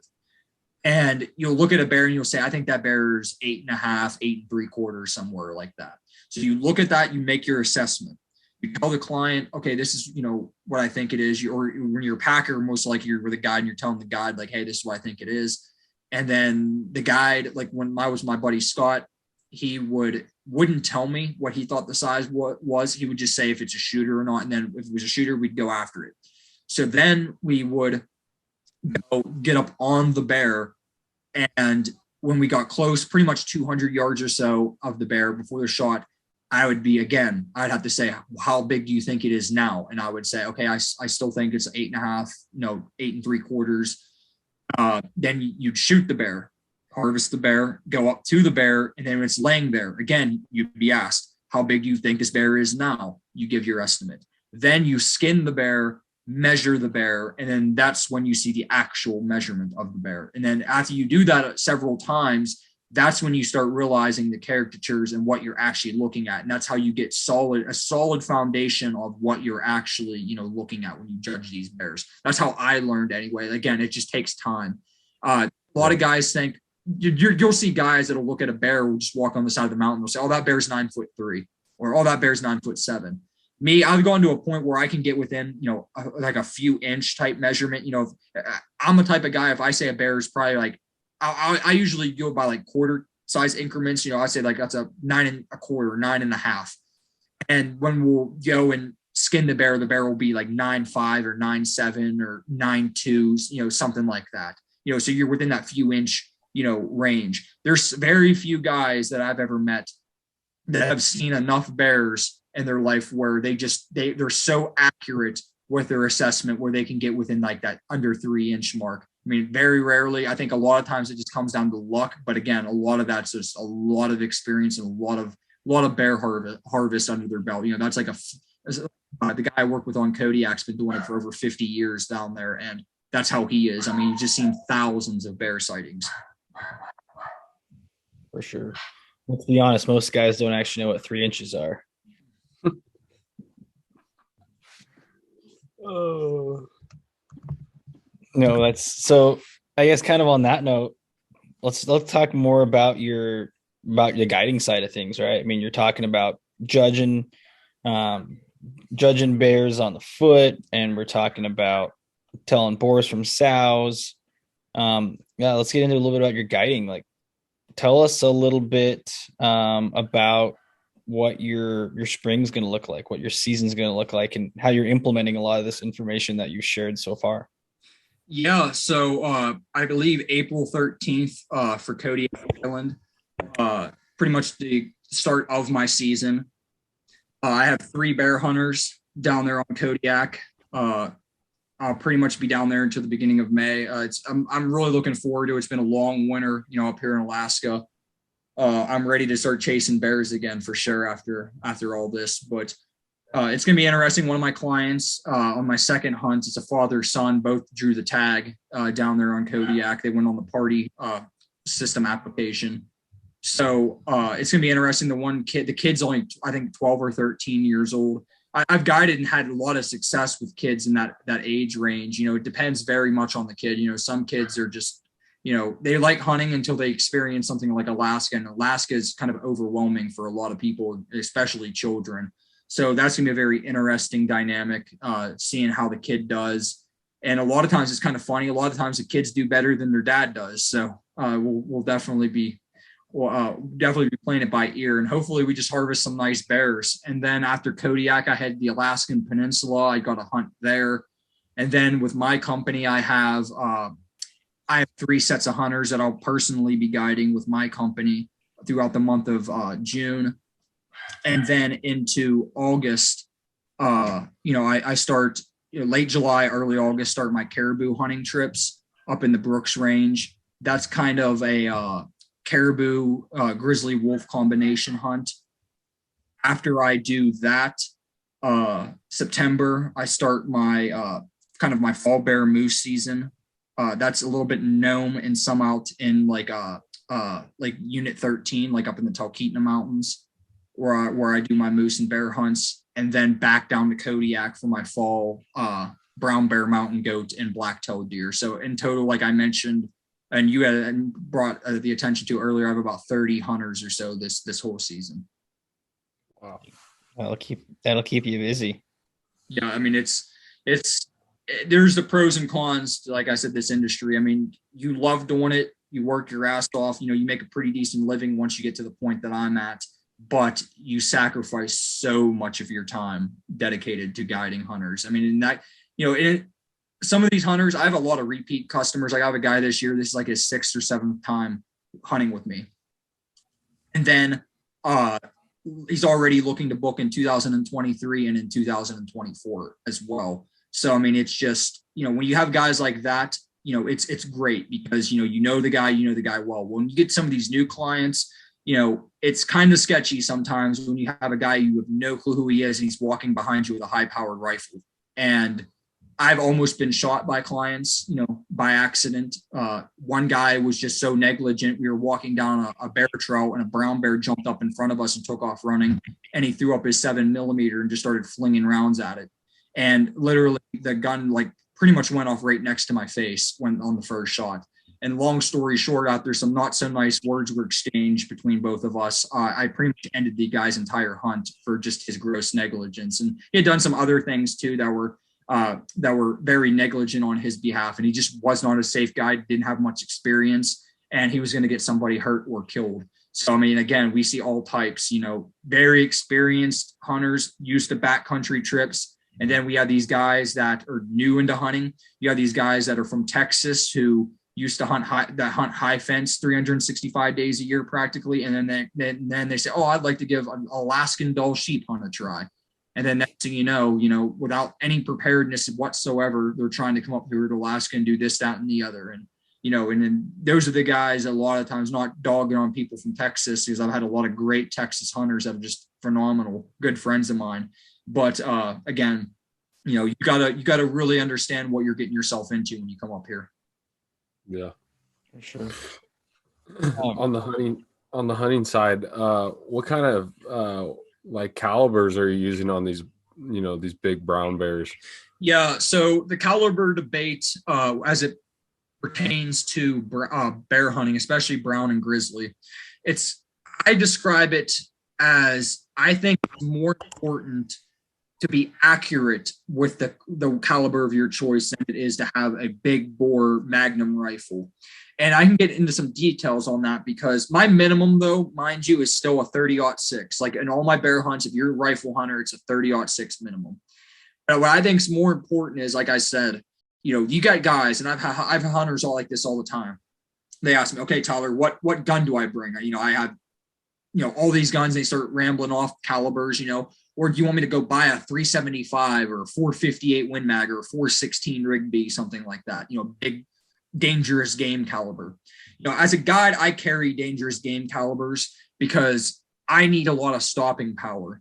If I have a bear that's 30 feet away in some brush that's been wounded and I'm tracking it, that bear jumps up at 30 feet, runs right at me. I need a gun that can just mollywop that thing at 10, 15 yards. And I needed to stop like that.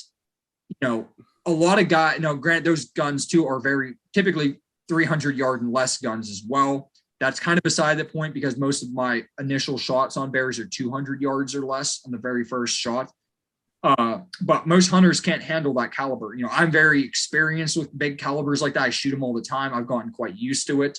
I'm very comfortable with them now.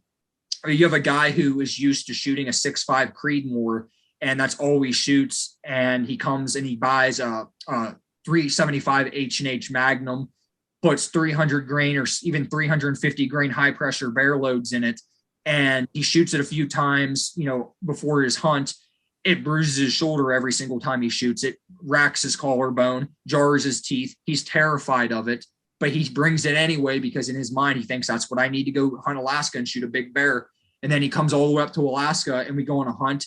He's horrible with it on the range, can barely shoot it, barely even hit paper. Not because then he'll have me shoot it. I'm accurate with it. Here it turns out he's just afraid of the gun. And then, you know, immediately like, oh man, this isn't going to be good. You know, this is going to be a bad experience. We go out in the field, get them on an animal, whether it's moose, bear, whatever. And I lay them down on a pack, get them nice and prone, nice and stable. You know, should be a chip shot, you know, under 200 yards, like I said. And I look at his barrel, and his barrel is just doing the whole figure 8 motion. You know, he's shaky. He's nervous. He knows what's going to happen when he pulls the trigger. He flinches that shot, shoots the bear in the gut, shoots the bear in the ass.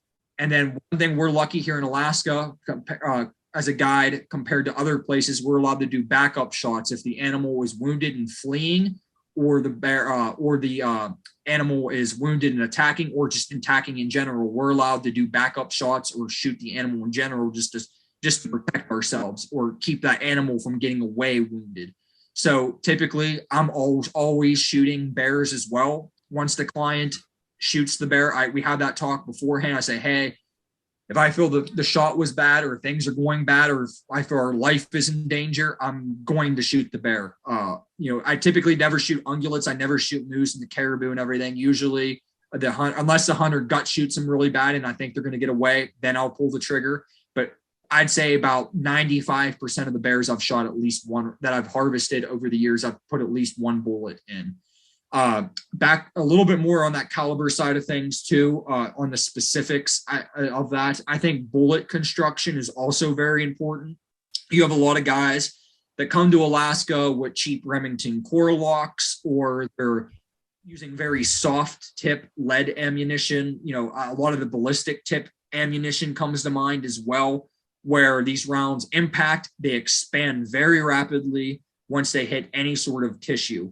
So you have bears, especially in the fall, where you have a bear that's really, really fat, has, you know, thick fall fur.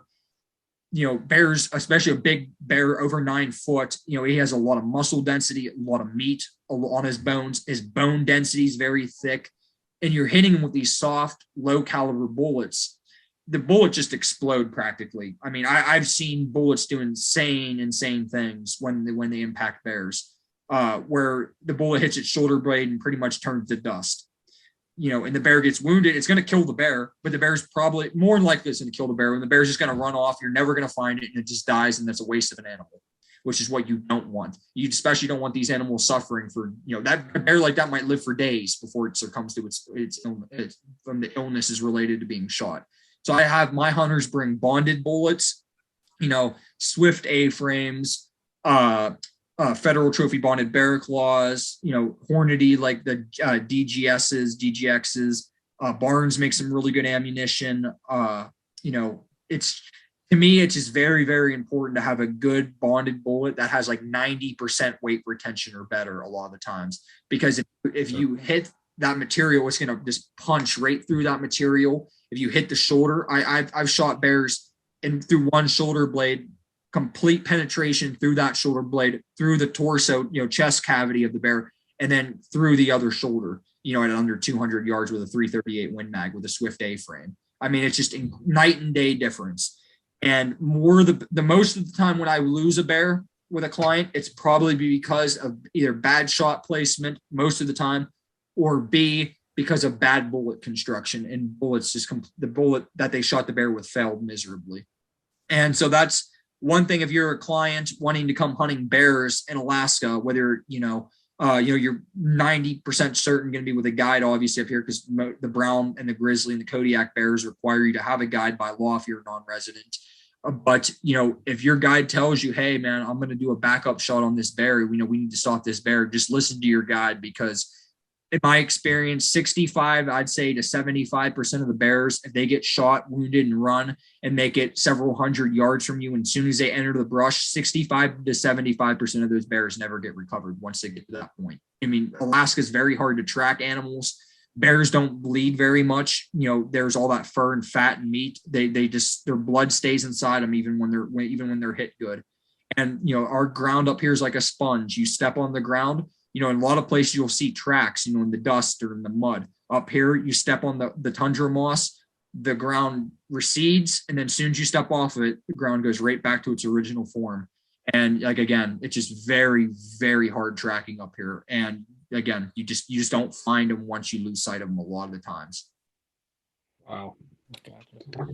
Do you, just on this topic, do you ever get anyone that comes up with like a bow or like tries to shoot a bear with a bow? Yeah, I have. I've had several clients. More so on the black bear side of things.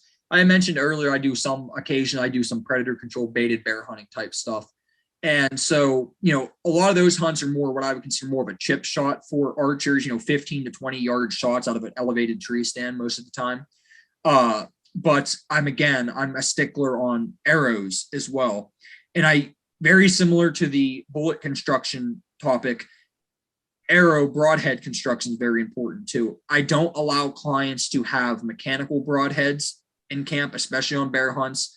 I've had a lot of premature openings on mechanicals where you hit that shoulder blade and you get a weird deflection. I've had them literally open in midair, from what I gather, just from guessing on how the wound channel was.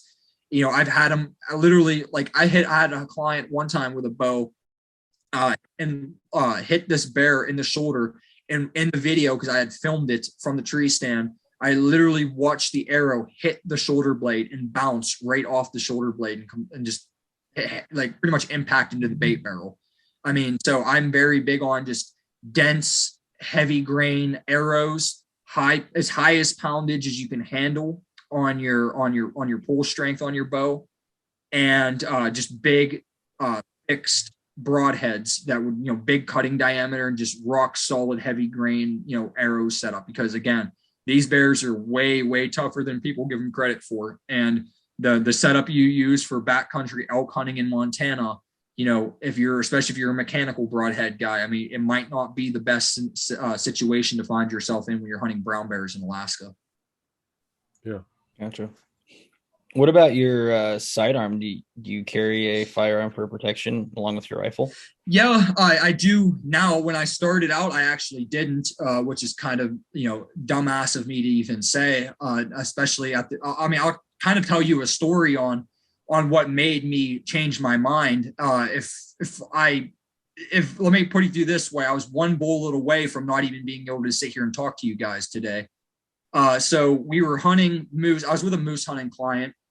This is like 2 or 3 falls ago now. And this client and he has a black bear tag in his pocket as well. And we're not seeing many moose, and the moose we're seeing, they're just kind of sublegal, non-mature bulls. And we were glassing, and I said, hey man, I seen a black bear, pretty decent black bear. Alaska doesn't have huge black bears here, but, probably about a little over 225 pound, black bear, maybe 6 foot or so. And I see this bear just out milling around eating blueberries. I'm like, hey man, you got black bear tag. That's a pretty nice looking black bear, good fur on it. You want to get this black bear? He's like, hell yeah. We're not doing anything else. We're not seeing many moose. So we decided to do the stalk. The wind was good. Everything was perfect. We had plenty of daylight, and we started chasing, after this black bear, playing the wind. And we get about halfway, 60% of the way, and this bear drops down into an alder valley. And I could tell by where the sun was and how the temperature had risen. I told the hunters, like, this bear's just bedded down for a little bit. He's taking a nap. Usually the bears, when it's hot like that, they sleep in the day and they're up nocturnally. So this bear goes down in the brush, and I'm like, okay, we're just going to sit here. We're not going to move. We're not going to make any noise. We're just going to watch this thing. Then mind you, this bear is probably about 900,000 yards away at this point. So we waited about 3.5 hours or so. And sure enough, here comes this bear. I see him on the opposite side of the gully. He's just slowly making his way up diagonally, gets up into blueberry patch and starts feeding his way east. And I see him go into this big opening of blueberries, and he's just milling around.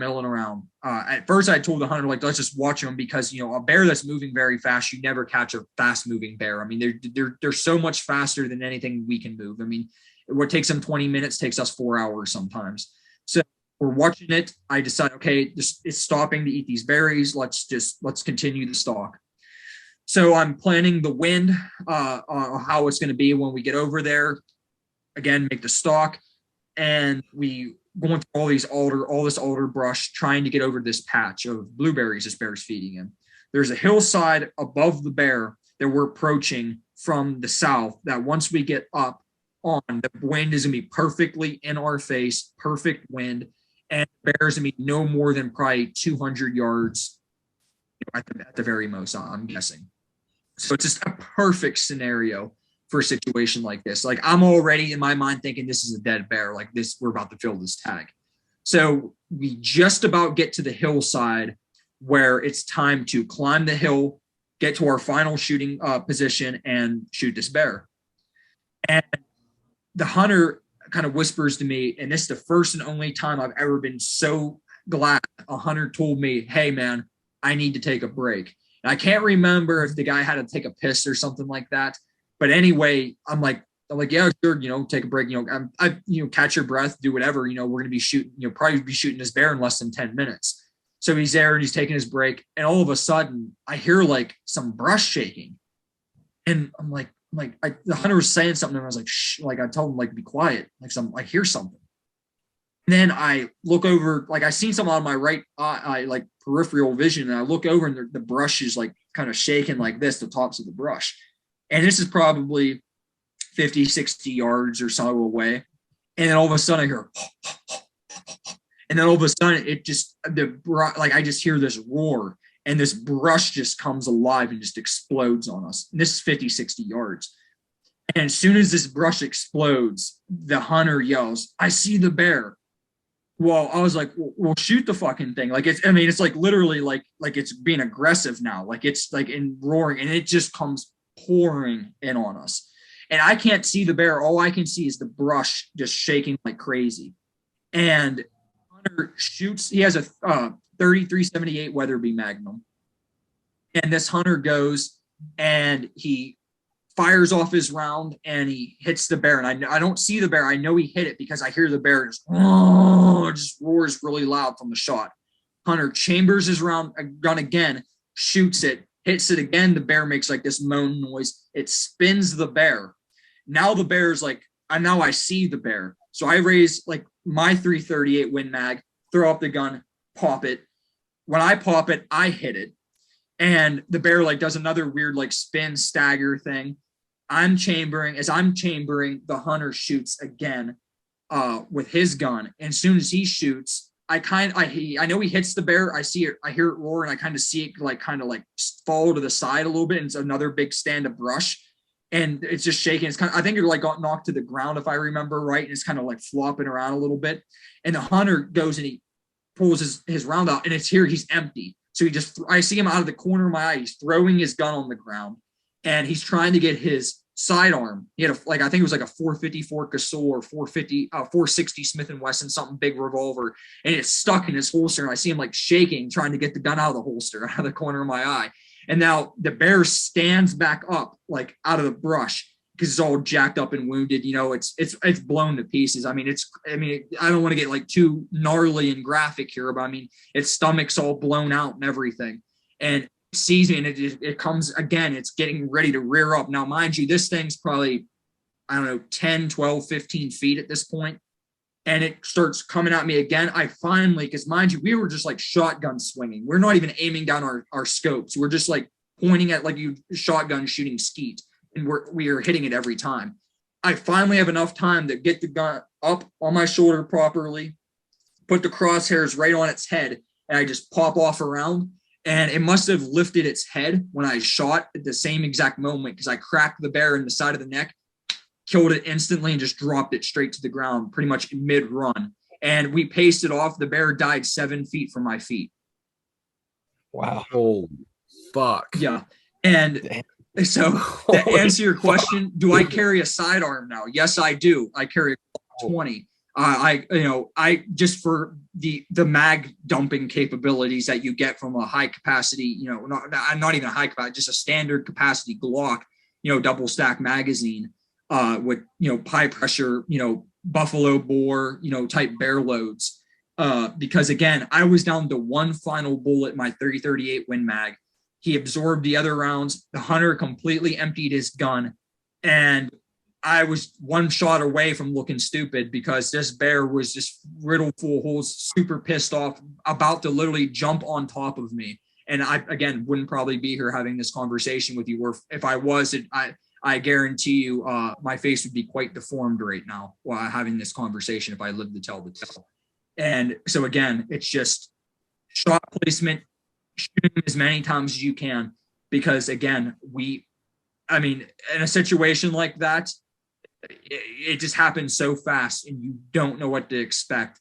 And if I'd had a hunter, that hunter was way above average, mind you, Ed. I mean, Ed was just incredible. Me and him performed together like a symphony that day. And if one of us screwed up at all and did not shoot put a bullet in that bear, if even one of those shots missed, I can pretty much assure you one of us would have gotten chewed up that day. And, and that's why you should just train with your weapon system and just train, shoot a lot, know how your gun functions, and just work out all the kinks before your hunt. Because again, you go from hunter to the hunted really, really quickly sometimes up here. Wow. That's insane. Wow, that's crazy. Yeah, my hands are all like shaking from that story. Yeah. And I was telling Keaton earlier, like, I mean, man, like, it sounds like when I tell you a story like that, they're like, wow, that's batshit crazy, like somebody might experience something like that maybe once in their life. I wouldn't say if they're lucky, because it's a pretty unlucky situation to find yourself getting about to be getting by a bear. But like, I have at least one of those types of occasions at least once a year. Usually it's on a grizzly or a brown bear, which is even worse because they take way more lead than a black bear does. That was my first and only black bear charge like that, which is crazy too, because it was completely unprovoked. We were just, that bear, what I guessed happened was while we were stalking it, it just so happened to leave that blueberry patch we were going to, climb the hill and drop down into the alder patch that we just so happened to be in. He was just leaving the area, just had no clue we were there, and we stumbled into him. And he was a boar, I think just kind of territorial, pissed off that we were in his blueberry patch and just wanted to kick our ass. And he was coming full steam ahead to go do that. And luckily, the guns, performed the way they were supposed to. And we did what we were supposed to in a fight or flight scenario. And, everything worked out okay. Yeah. Dang. And so you say you carry the Glock 20 now for that? Yep. I have a Glock 20 on me at all times. Bonded bear loads, pistols and revolvers. I don't care what you're shooting. Even a Smith & Wesson 500 Magnum, which one guy I guide with, when that gun was a prototype, they went on a brown bear hunt with it. And I see what that round is capable of doing, especially under 50 yards. And the thing to keep in mind is, and it's really common sense, if you just look at a pistol cartridge versus a high-powered Magnum rifle cartridge, there's a lot more oomph in a high-powered Magnum cartridge than there is on the biggest pistol cartridges on earth. So again, having that sidearm, it's way faster switching, to your pistol than it is to try to reload your gun or swapping out a magazine in your primary rifle. Again, it's that extra secondary thing, because it's a hell of a lot better than throwing rocks or sticks at a wounded bear that's on top of you. Yeah. Having that 15 rounds of 10 millimeter high pressure loads. So pretty much like what my hunter did, he emptied out his rifle and immediately in his mind cognitively switched over to his sidearm.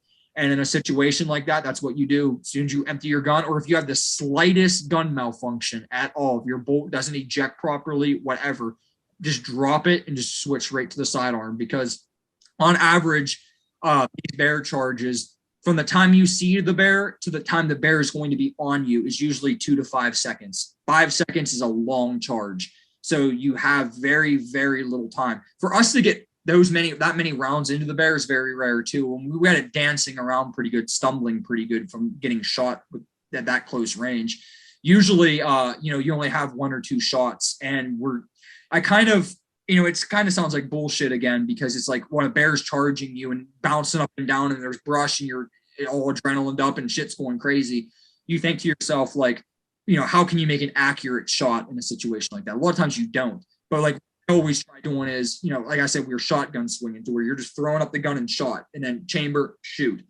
And you're kind of just looking over the top of your scope. And what I like doing is I like looking right at the center of the face of the bear, picture the nose. So it's like if you hit them dead on the nose, you just shoot them right through the center of the face, blows out the back of their head.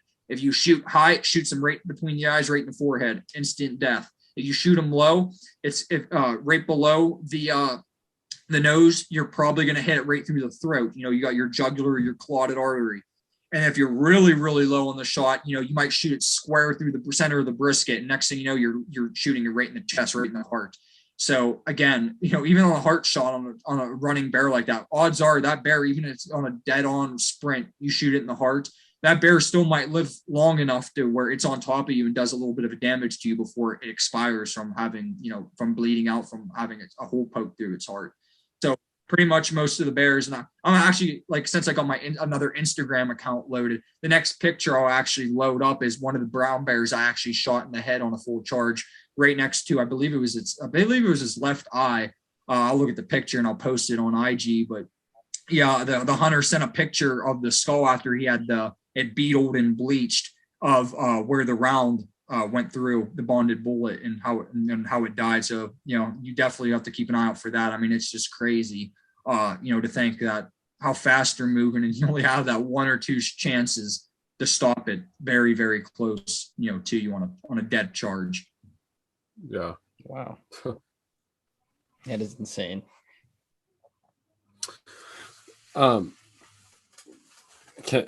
Which direction are you going, Kyle? Because I could go a different direction too.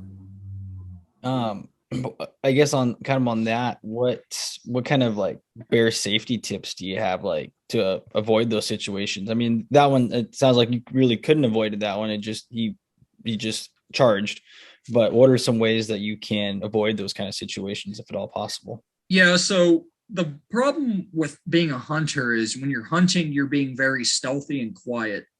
So if let's say you're just salmon fishing, like there's a lot of the human bear encounters up here in Alaska happen on a place like the Russian River, where there's a lot of people doing a whole lot of fishing. While there's a whole lot of bears doing a whole lot of fishing as well. So in a situation like that, if you're not actively hunting bears to where stealth isn't a necessity, make as much noise as you can. Bears are way, way more afraid of us than, we are, of them, believe it or not. And if you're seeing, a lot of bear sign in the area, just talk. If you're with a friend, especially, just, talk to your friend, talk loud to your friend.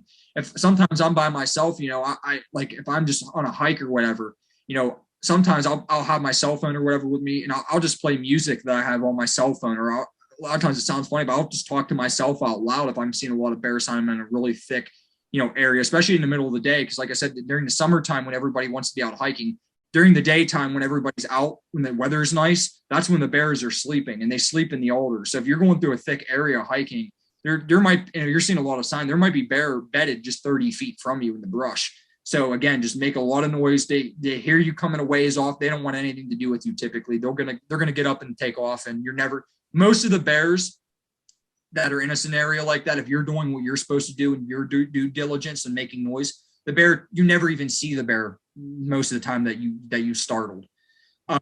But again, if you're a hunter in the scenario when it comes to bear safety, just again, make sure you're trained up with your weapon systems. Play your wind smart, obviously, because you're trying to kill the bear. If the bear smells you, they have a sense of smell 9 times better than a bloodhound. Where that thing smells you, it's gone no matter what. But just be cognitive of your stalk and keep an eye on that bear at all times, because you don't want to do what we did and just stumble up on it. Granted, we couldn't really tell one way or the other. I mean, based off my, abilities at the time, and what I thought at the time, that bear was still feeding on blueberries in that next pasture, pretty much right over the hillside. Little did we know the bear had crossed into our alder patch and was just so happened to be walking right to us. So again, just do whatever you can do. Just keep yourself in a good stalking formation, but at the same time being cognitive of what's going on around you, because you don't want to just stumble up on the thing that you're trying to hunt when that thing can literally in a split second turn and kill you. Yeah, for sure. No, that's some good information. Are you looking for like clients or anything? Are you always looking for new clients, or do you want to put your name out there? Or yeah, so yeah, pretty much like I said earlier, a lot of my customer base, a lot of them are repeat guys. I mean, there's a couple. I usually take on a few new clients at least every year. A lot of new clients also happen to come from clients that are repeat business of mine, that word of mouth advertising. I have a very basic website that I'm kind of still working on. I don't advertise on social media really. I don't have the website. I don't go to sporting goods at trade shows. It's just I have a couple, I do have a couple booking agents that I've known for over the years, and and I've guided their hunters that kind of help me out with the booking process too. But yeah, I mean, I'm booked pretty much other than maybe one more hunt this June for grizzly / brown bear on a spot and stock / bait hunt that I do. But 2023 is pretty open. In 2024, I currently only have like 1 or 2 clients so far committed to 2024. 2024 is kind of like where I cap off my booking. I don't like getting too far out in advance with it. So, I mean, if somebody was definitely interested in that sort of a hunt, I mean, like a lot of people, they don't realize prerequisitely like how expensive these Alaskan hunts can be. I mean, to do any sort of hunting up here in Alaska, it costs me shitloads of money. When I say shitloads of money, I'm talking every time I pretty much open, every time I need to pay somebody something, I'm handing them thousands of dollars at a time. Aviation is very expensive up here. Paying a reputable guide their wages, you need to take care of them, and pay their salary accordingly, because you're asking them to do highly technical, highly skilled, very dangerous work, and you want somebody competent to fill with your customers at all times. I do a lot of my own guiding too. Yeah, I mean, my bear hunts that I'm actually booking for, the sum is $15,000, and that's 8-day hunt. And I'll explain to you what I call my hybrid bear hunts. So there's 2 hunts you can do in the spring with me. There's your traditional bait bear hunt, where you just sit in a tree stand on a bait barrel, and your shots are 15 to 20 yards. We have trail cameras. We're baiting the barrel, and we hunt it in the evening. When the bears come out, you can hunt black bear at that same time for a trophy fee of $2,500 for your black bear. If you see a nice black bear you want to harvest, if you have a tag. We enter the stand at like 7 o'clock at night. The black bears are usually the first ones to enter the bait, followed by brown bear sows with cubs. Obviously, you can't shoot those. But then usually around 11 to midnight, that's when things start going more quiet for a little bit. And then the big boar browns and grizzlies start showing up to feed on the bait. Hunt that usually from midnight until dawn, typically. Some clients want to leave early, like 2, 3 in the morning. Again, we have sunlight constantly during that time. I mean, the sun truly really never sets during that time of the year. It gets twilight for like 2.5 hours. We can still kind of see, but not good enough to shoot. And then that hunt, typically out of an 8-day hunt on that baited side of things, it only usually takes 2 to 4 days to actually harvest the bear. And then if you want to kill a black bear after that, then we'll find a nice black bear to harvest. But then my favorite hunt that I do during that time is actually the hybrid hunt, is what I call them. So it's more in the higher elevation country, up above the tree line. Good glassing. Some of these areas you can see 3, 4, 5 miles. I register and set up a bait station high. That's more than anything for scent applications. So these bears, they're coming out of hibernation in my area, 2nd, 3rd, sometimes even 4th week of May. A lot of the times, and fur's still really good even in June. But these bear baiting season goes on the same exact time as bear breeding season. So some years, you have these baits. When you're baited bear hunting on a tree stand, you're either going to have bears there or you're not, because these bears, they're traveling all around looking for females. Well, when we go up high on the hybrid hunt, I set up a scent application type bait site that's bringing bears into the valley where we're at. Usually we fly in like on a Cessna 185 or Cessna 206 on floats, land on a high mountain lake, set up a camp for 1 to 3 days, hunt that quote unquote bait site, look for bears, see if we see anything. If not, I have backpacking type equipment, lightweight tents, sleeping bags, etc. And we go and we take our gear, and we'll decide mutually, me and the client, hey, we're not seeing many bears in this area. They're not interested in the scent that we're putting out. Let's go find a bear. And if the client is physically able to walk, the more you can walk in Alaska, the more you can do on a physical application, the better your hunt's going to be, without a doubt. Yeah. If you're capable of walking 3, 4, 5 miles in a day, you're probably gonna have a really successful hunt. You're gonna harvest a grizzly. So we'll take that backpacking equipment. I might hike down the mountain rallies and we'll go 5, 6 miles from where we landed and take all the equipment and might go to another lake or another good glassing knoll that I know 5 miles away, and we'll go hunt that country and look for bears. So that hunt's nice because even if the bait isn't working good, then we'll go out and we'll pursue something like that. And like I said, on my baited tree stand hunts, I have trail cameras on everything. So I know if there's a lot of bear activity or not. So then I talk to my clients beforehand. Like if I have a lot of baits out, I'm allowed to register 10 baits in the state of Alaska as an outfitter. If I have a lot of brown grizzly bear activity that at that time of the year, on that specific year, I'll tell the clients, hey man, there's a lot of bears hitting these baits right now. Let's just hop up in a tree stand if you're cool with it. And, and we'll try to harvest one of these bears.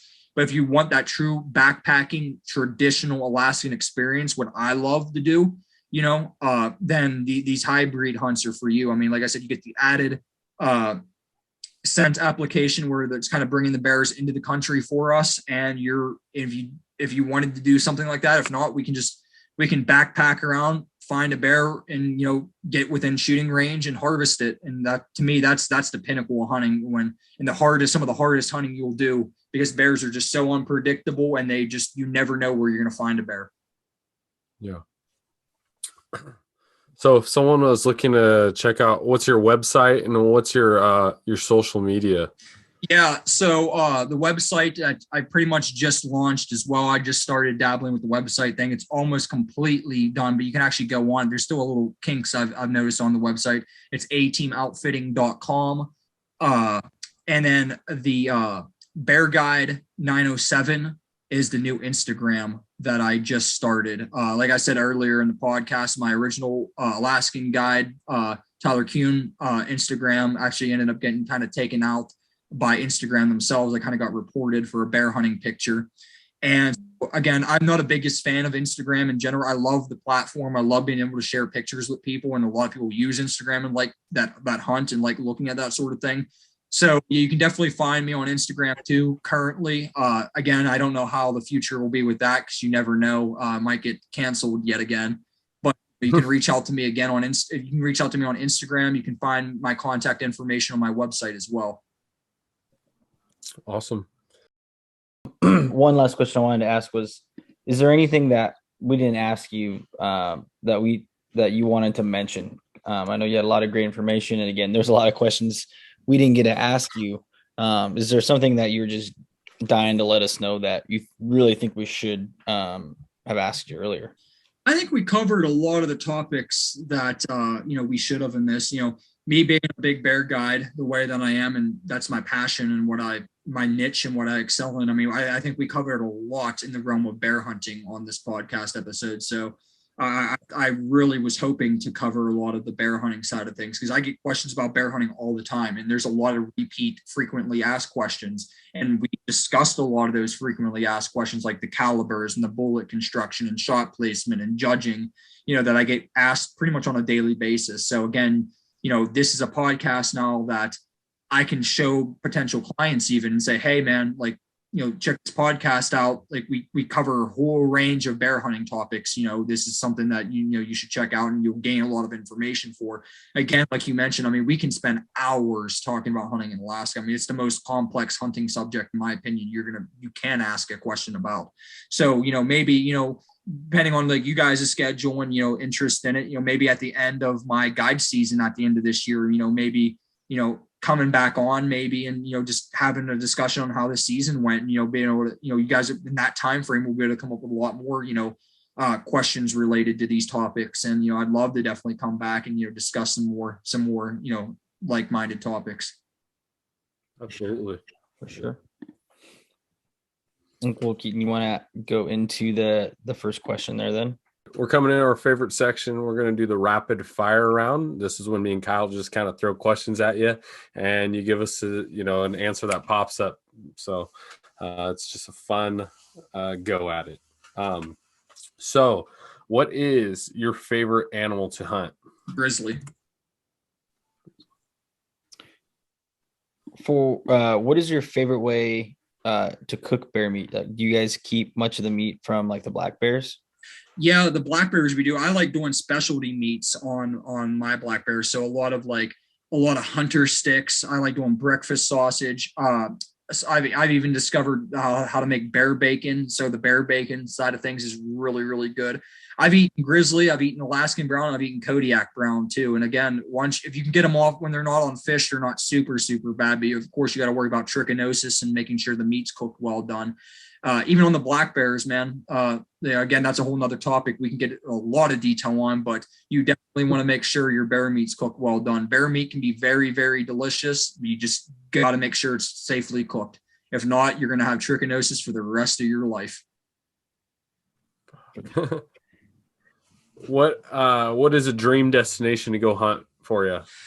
I would say there's kind of two places that are I view them as like more secondary dreams, because my dream place to hunt's always been Alaska, and since I spent all my time here doing it, I get to live my dream every day. But like my secondary two places, I have a lot of clients from places like New Zealand. I've always wanted to do start hunting down there for like especially chamois and Himalayan tahr. I also have a lot of connections in Africa as well. So, going down to Africa, especially like a place like Zimbabwe or like Mozambique, more remote countries. I have a lot of friends in South Africa too, but I want more of like a traditional African, hunting experience. Know a lot of outfitters down there. So eventually going down and hunting maybe like Cape buffalo and hippo, and just kind of seeing how conservation and everything works down there, in the rural Aboriginal villages, and just seeing how hunting conservation helps these places with medicine and water, and how it supplies them with food and in a localized economy in those rural areas. So yeah, Africa is high on the list as well. Cool, super cool. What's your favorite thing to eat and favorite thing to drink while you're on a hunt? So favorite thing to eat, well, my favorite thing to eat in general, I would definitely say is moose meat. But the problem is when you're out there on the hunt, you're kind of stuck eating your freeze-dried nasty shit. So I would say out of the freeze-dried side of things, if I'm going with the classic Mountain House, I'm gonna have to go beef stroganoff Mountain House. And then I'm quite the electrolyte drink addict too. So I'm quite the fan of like Propel. I pretty much can't just drink. I will say one thing though, like, if you get down on Kodiak Island, you find a good mountain stream flowing out of the mountain. I mean, you can just sit there and drink that water all day without any additives. It's probably the best tasting water I've ever had in my life. So yeah, my favorite thing to drink is Kodiak mountain stream water. Nice. Gotcha. You got to get some of that Heather's Choice in your backpack this season. I know. Yeah, I was just looking at Heather's Choice the other day, and it's just like every time I have time to look and buy for the hunts, they're always sold out of everything. It's just like every single damn time. So it's just like, again, I got screwed yet again. Well, I'm about to call up some company reps and just, kind of get some better plan put in action for my Heather supply. Yeah. Well, I know a guy. Perfect, man. Send me a message after this podcast. That's myself. Good. All right, you're headed out the door to go hunting or fishing. What music are you throwing on, or are you throwing a podcast on, or are you a man of silence? I'm a lot of time when I'm out in the backcountry here, I'm more of a man of silence. I do like my podcast, especially like really informative, hunting type podcasts, especially where I can learn a lot. So I listen to a lot of podcasts sometimes, even when I'm glassing. Sometimes I have like some stuff pre-recorded.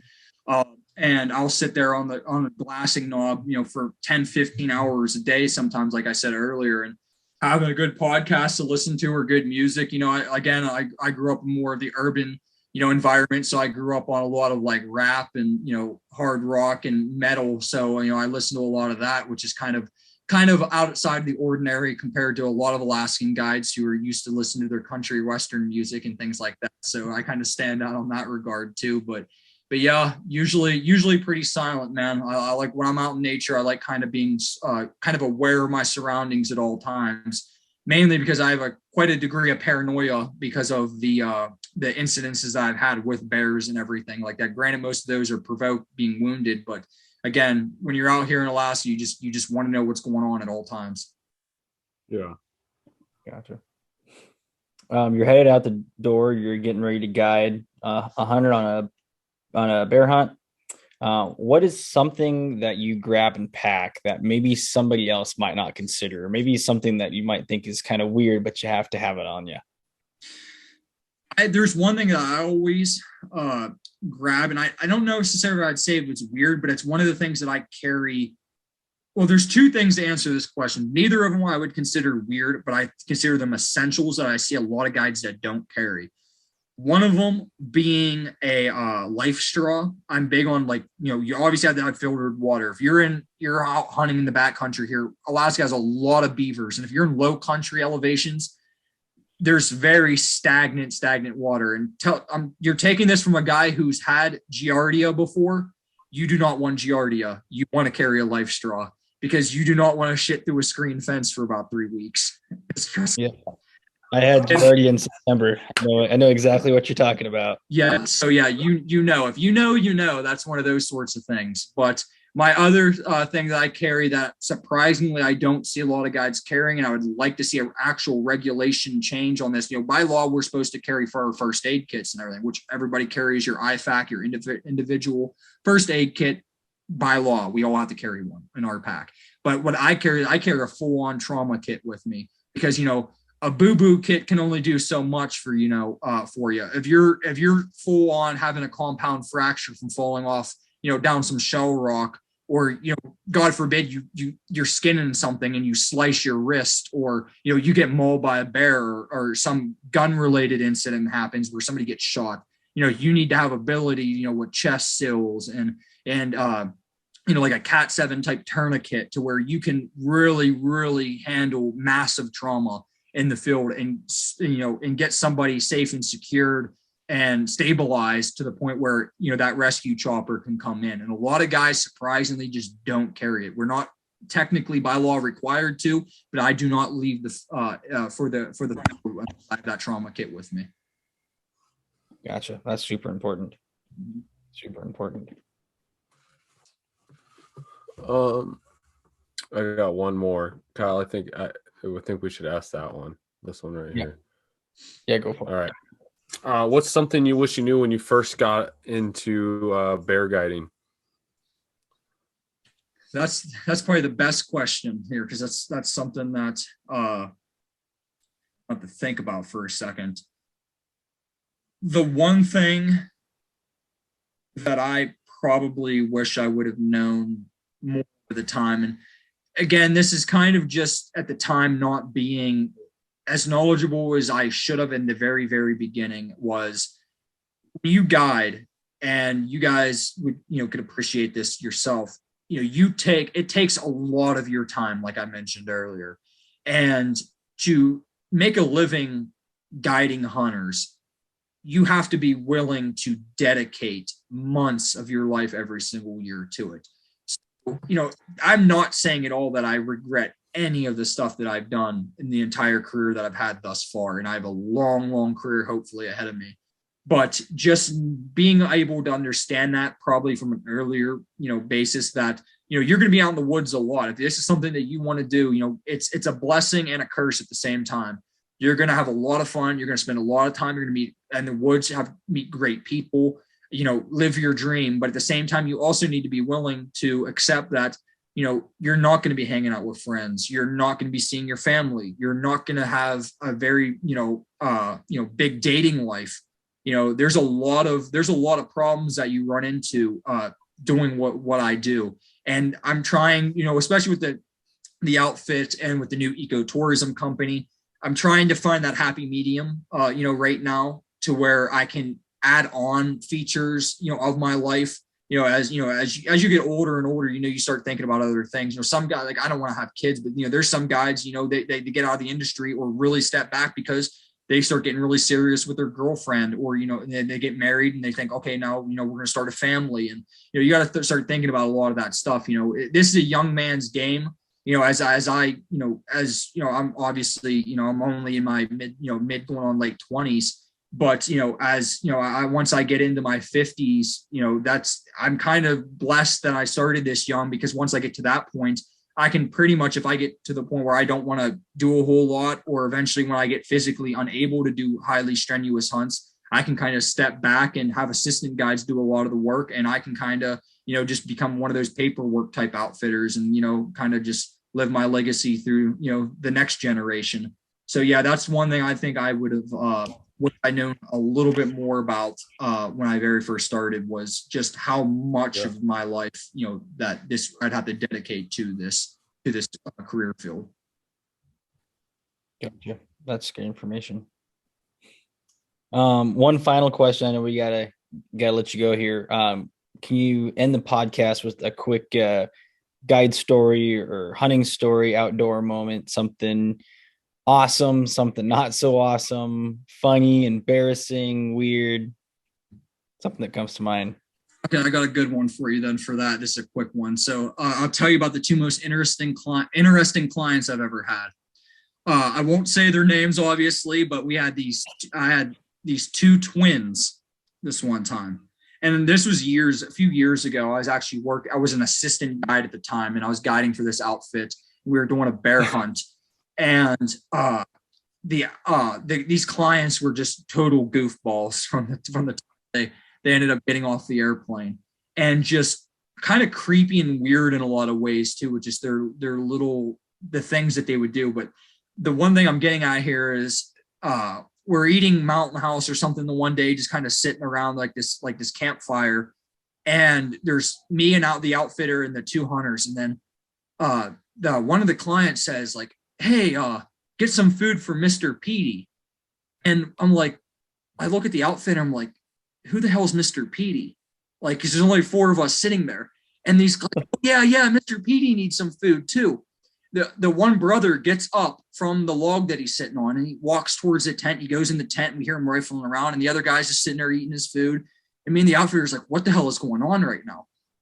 And all of a sudden, this guy comes back out of the tent with a troll doll and comes back to the log, sits down on the log with Mr. Petey, and he's eating spaghetti Mountain House. And I shit you not, he's literally pretending that he's feeding Mr. Petey Mountain House spaghetti. And he's like, like that, Mr. Petey, you like that? And he's like, muffles his voice like, oh yeah, I like it a lot. That's good.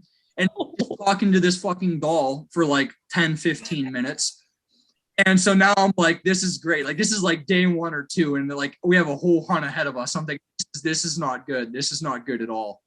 So I could go for an hour just on this topic, but we're out hunting, and the guys are taking selfies with the troll doll, talking to it. We come back to the one night cleanup camp. I'm walking to my tent. I happen to look into their tent, and the guy's laying on his cot with the troll doll on his shoulder with a brush that you'd use on like a horse. And he's sitting there combing the doll's hair. He's laying in bed. It's just weird stuff like that. And then the other weird thing too is I don't know how much experience you guys have with Mountain House, but me, when I eat a lot of Mountain House, you're not going to the bathroom a whole lot. These guys, literally, the other weird thing about them, it was constant bathroom breaks. And here, like in our camp, I'll end it with this. So our camp, on our DNR permits, where by law we have to pretty much make a makeshift outhouse, like a pit privy it's called. And these guys to this day hold the world record for my camps on the most toilet paper used in a 10-day. I believe we went through about, I think, a half dozen rolls of toilet paper. We were going through the extra toilet paper that we leave stored there for emergencies. Went through the toilet paper. And then one brother flies out and goes home. And then we had the other brother, and you're like, okay, we're going to tear down the outhouse tent now. And, if you need to go to the bathroom, go to the bathroom before we tear the tent down. So, oh, yeah. He's like, I already went. So we tear the tent down, and we're getting the rest of the camp situated. We literally are walking back to our tent to tear down our tent. And out of the corner of our eyes, we look over, and the guy squatted over the outhouse hole, relieving himself yet again. And he's like, he looks up at us, makes contact, and says, I'm sorry, guys, I couldn't hold it any longer. And yeah, and like I said, they hold the record for me as the strangest ordeal I've ever had with clients in the field, bar none. I'm like, it just, you meet all types of people in this career field. Let me tell you. You better take Kyle out. He'll put a run on that record. Oh, it's funny because it's true. I give him shit, but man, oh man. We need to make a Mr. Petey shirt. Yes, dude. I was hoping you were gonna tell me that they like they shot a bear and like took the troll doll and like posed it with the bear. Oh, they did. They did that too. I mean, the troll doll was literally sitting like they took more pictures of the troll doll than they took of the bear. I mean, it was just like I swear to you, I probably took 50 pictures of Mr. Petey in various poses on the damn bear that they killed. Like I've never seen anything like it in my life. Then literally he asked me, he's like, if we were gonna post the pictures of Mr. Petey with the bear online. Like, oh yeah, we're gonna do that, man. We promise. Yeah, Mr. Petey, he's gonna be we're gonna put him on the website. Yeah.